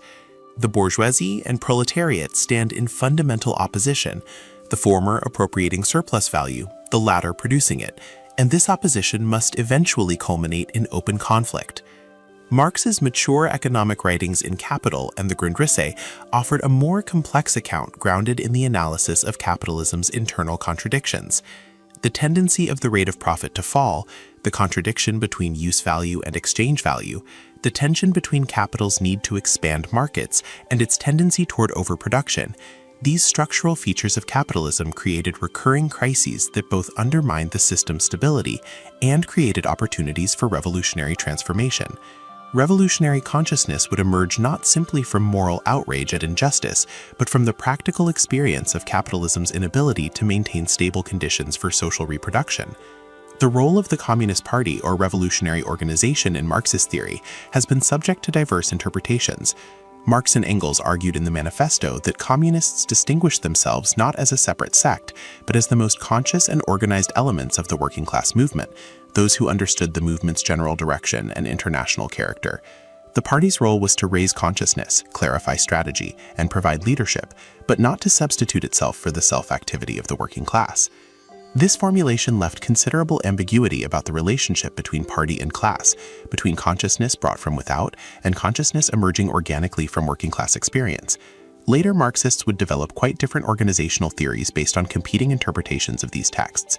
Lenin's theory of the vanguard party emphasized the need for professional revolutionaries to bring socialist consciousness to workers from outside their immediate economic struggles, since trade union consciousness would emerge spontaneously, but revolutionary consciousness required theoretical understanding. Rosa Luxemburg, by contrast, emphasized the spontaneous creativity of mass action and warned against substituting party authority for working-class self-organization. Marx's vision of revolution also had important temporal and geographical dimensions.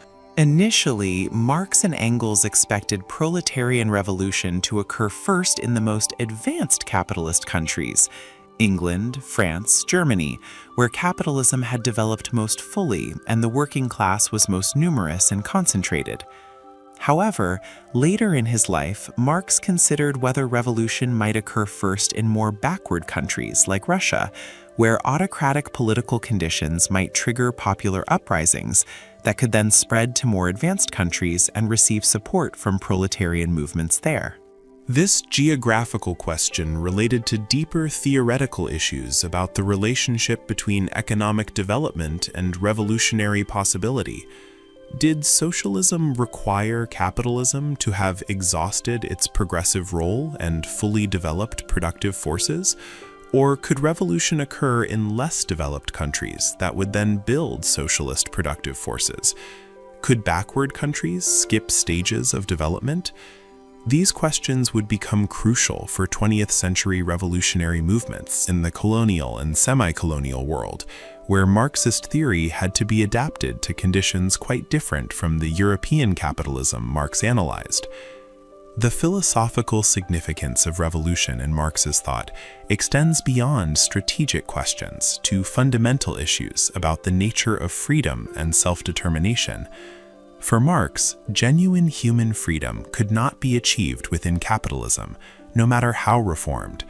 Capitalism's structural features, generalized commodity production, the wage-labor relation, competition, necessarily generated exploitation, alienation, and domination. Freedom required not just political rights or welfare provisions within capitalism, but the abolition of capitalism itself and its replacement with a system based on collective ownership and democratic planning. This conception of freedom as collective self-determination, rather than individual choice, distinguished Marx from liberal theorists. Liberals understood freedom primarily as negative liberty, freedom from interference, the ability to pursue one's preferences without external constraint. Marx argued that such formal freedom masked real unfreedom. The worker was formally free to sell her labor power or not, but given her lack of alternative means of subsistence, this freedom was largely illusory. Real freedom required not just the absence of legal constraint, but positive control over the conditions of one's existence, particularly the economic structures that shaped life possibilities. Revolution thus represented not merely political change, but the transition from the realm of necessity to the realm of freedom. Under capitalism, human beings remained subject to impersonal market forces, the coercive laws of competition, the anarchic development of production.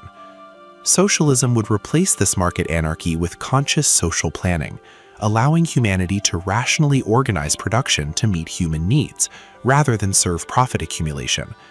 This would represent a qualitative leap in human freedom, the achievement of collective self-determination, the end of human subjection to alien forces of their own creation. Yet, Marx's vision of post-revolutionary society remained frustratingly vague in most respects. He refused to write recipes for the cookshops of the future, believing that the specific forms of socialist and communist society would be determined by the actual revolutionary process rather than armchair speculation. He offered only broad principles: the abolition of private property and means of production, collective ownership and democratic control of productive resources, production for use rather than profit, and the eventual withering away of the state as class distinctions disappeared. This reticence reflected Marx's materialist method.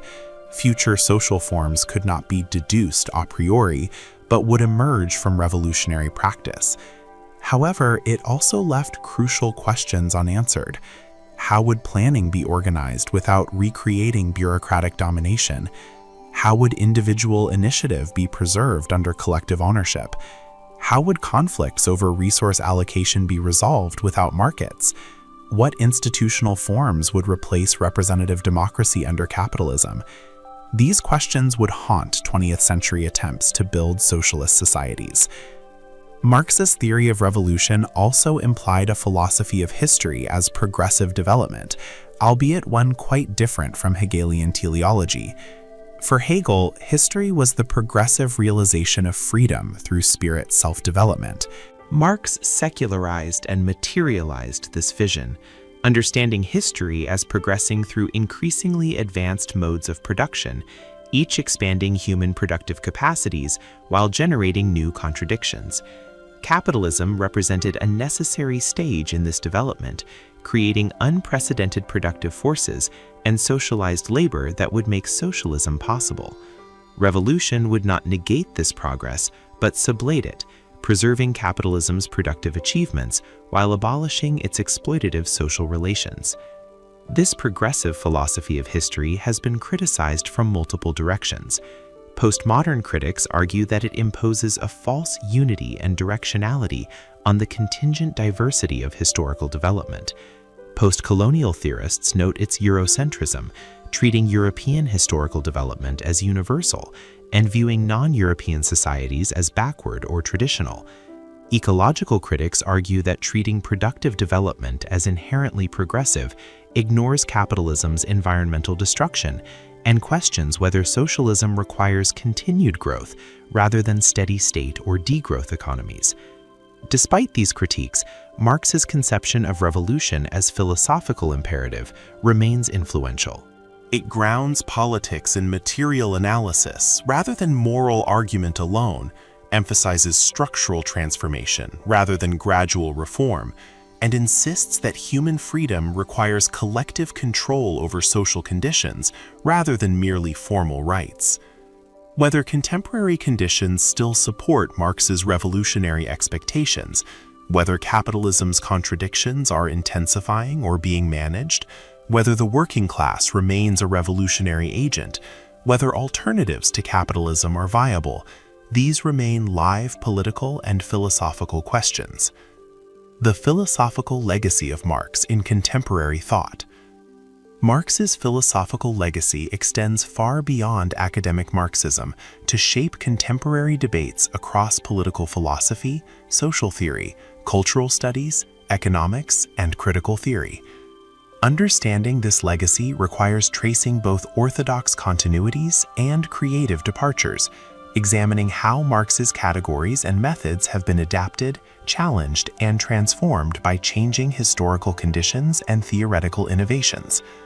The 20th century witnessed multiple waves of Marxist theoretical development, each responding to historical circumstances that Marx himself could not have anticipated.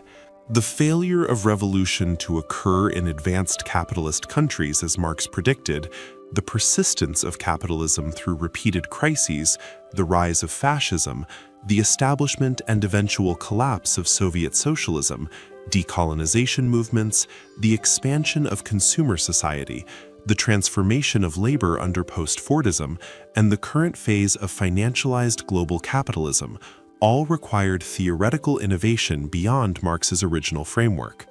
Western Marxism, a tradition encompassing figures like Georg Lukács, Antonio Gramsci, the Frankfurt School, Louis Althusser, and others, emerged in part from the need to explain why revolution had not occurred in the West as expected. These thinkers generally shifted focus from economic determinism toward culture, ideology, and consciousness. Lukács's History and Class Consciousness, 1923, reintroduced Hegelian themes into Marxism, emphasizing the category of totality and the problem of reification, how social relations under capitalism appear as relations between things, obscuring human agency.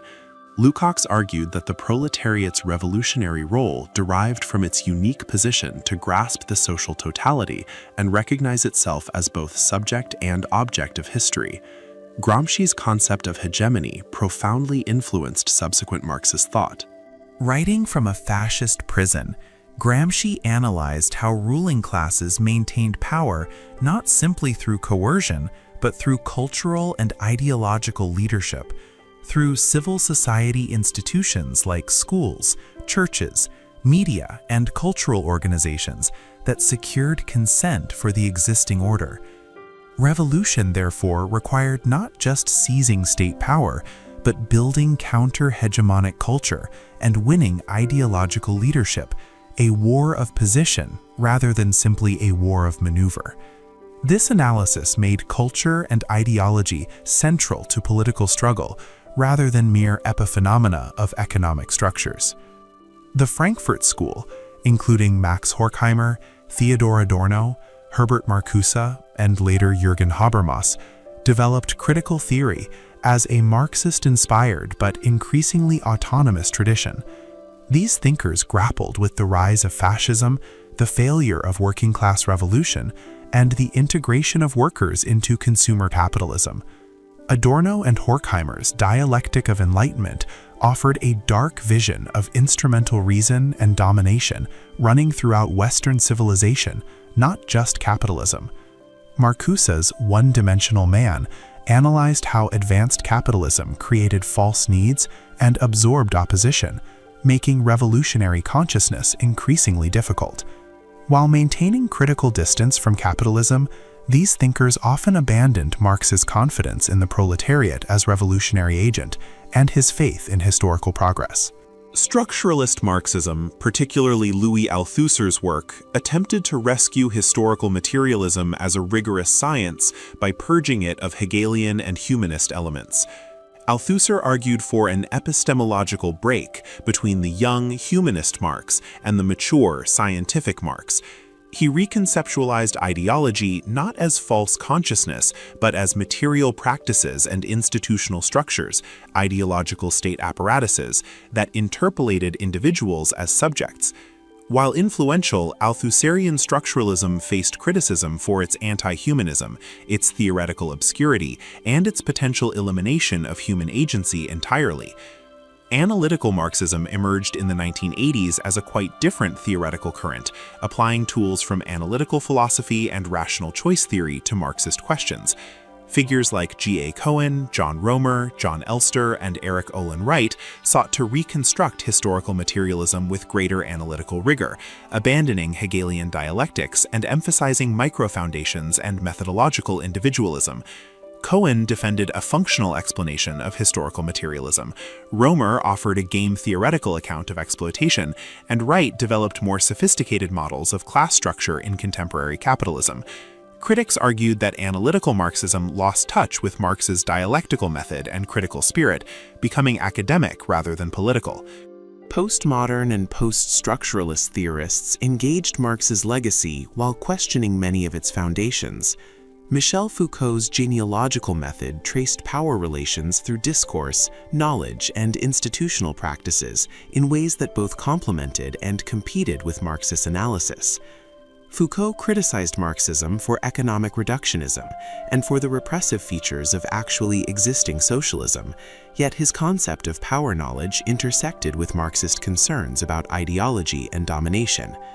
Jacques Derrida's Spectres of Marx offered a deconstructive reading that distinguished Marx's critical spirit from dogmatic Marxism, embracing Marx's spectrality, his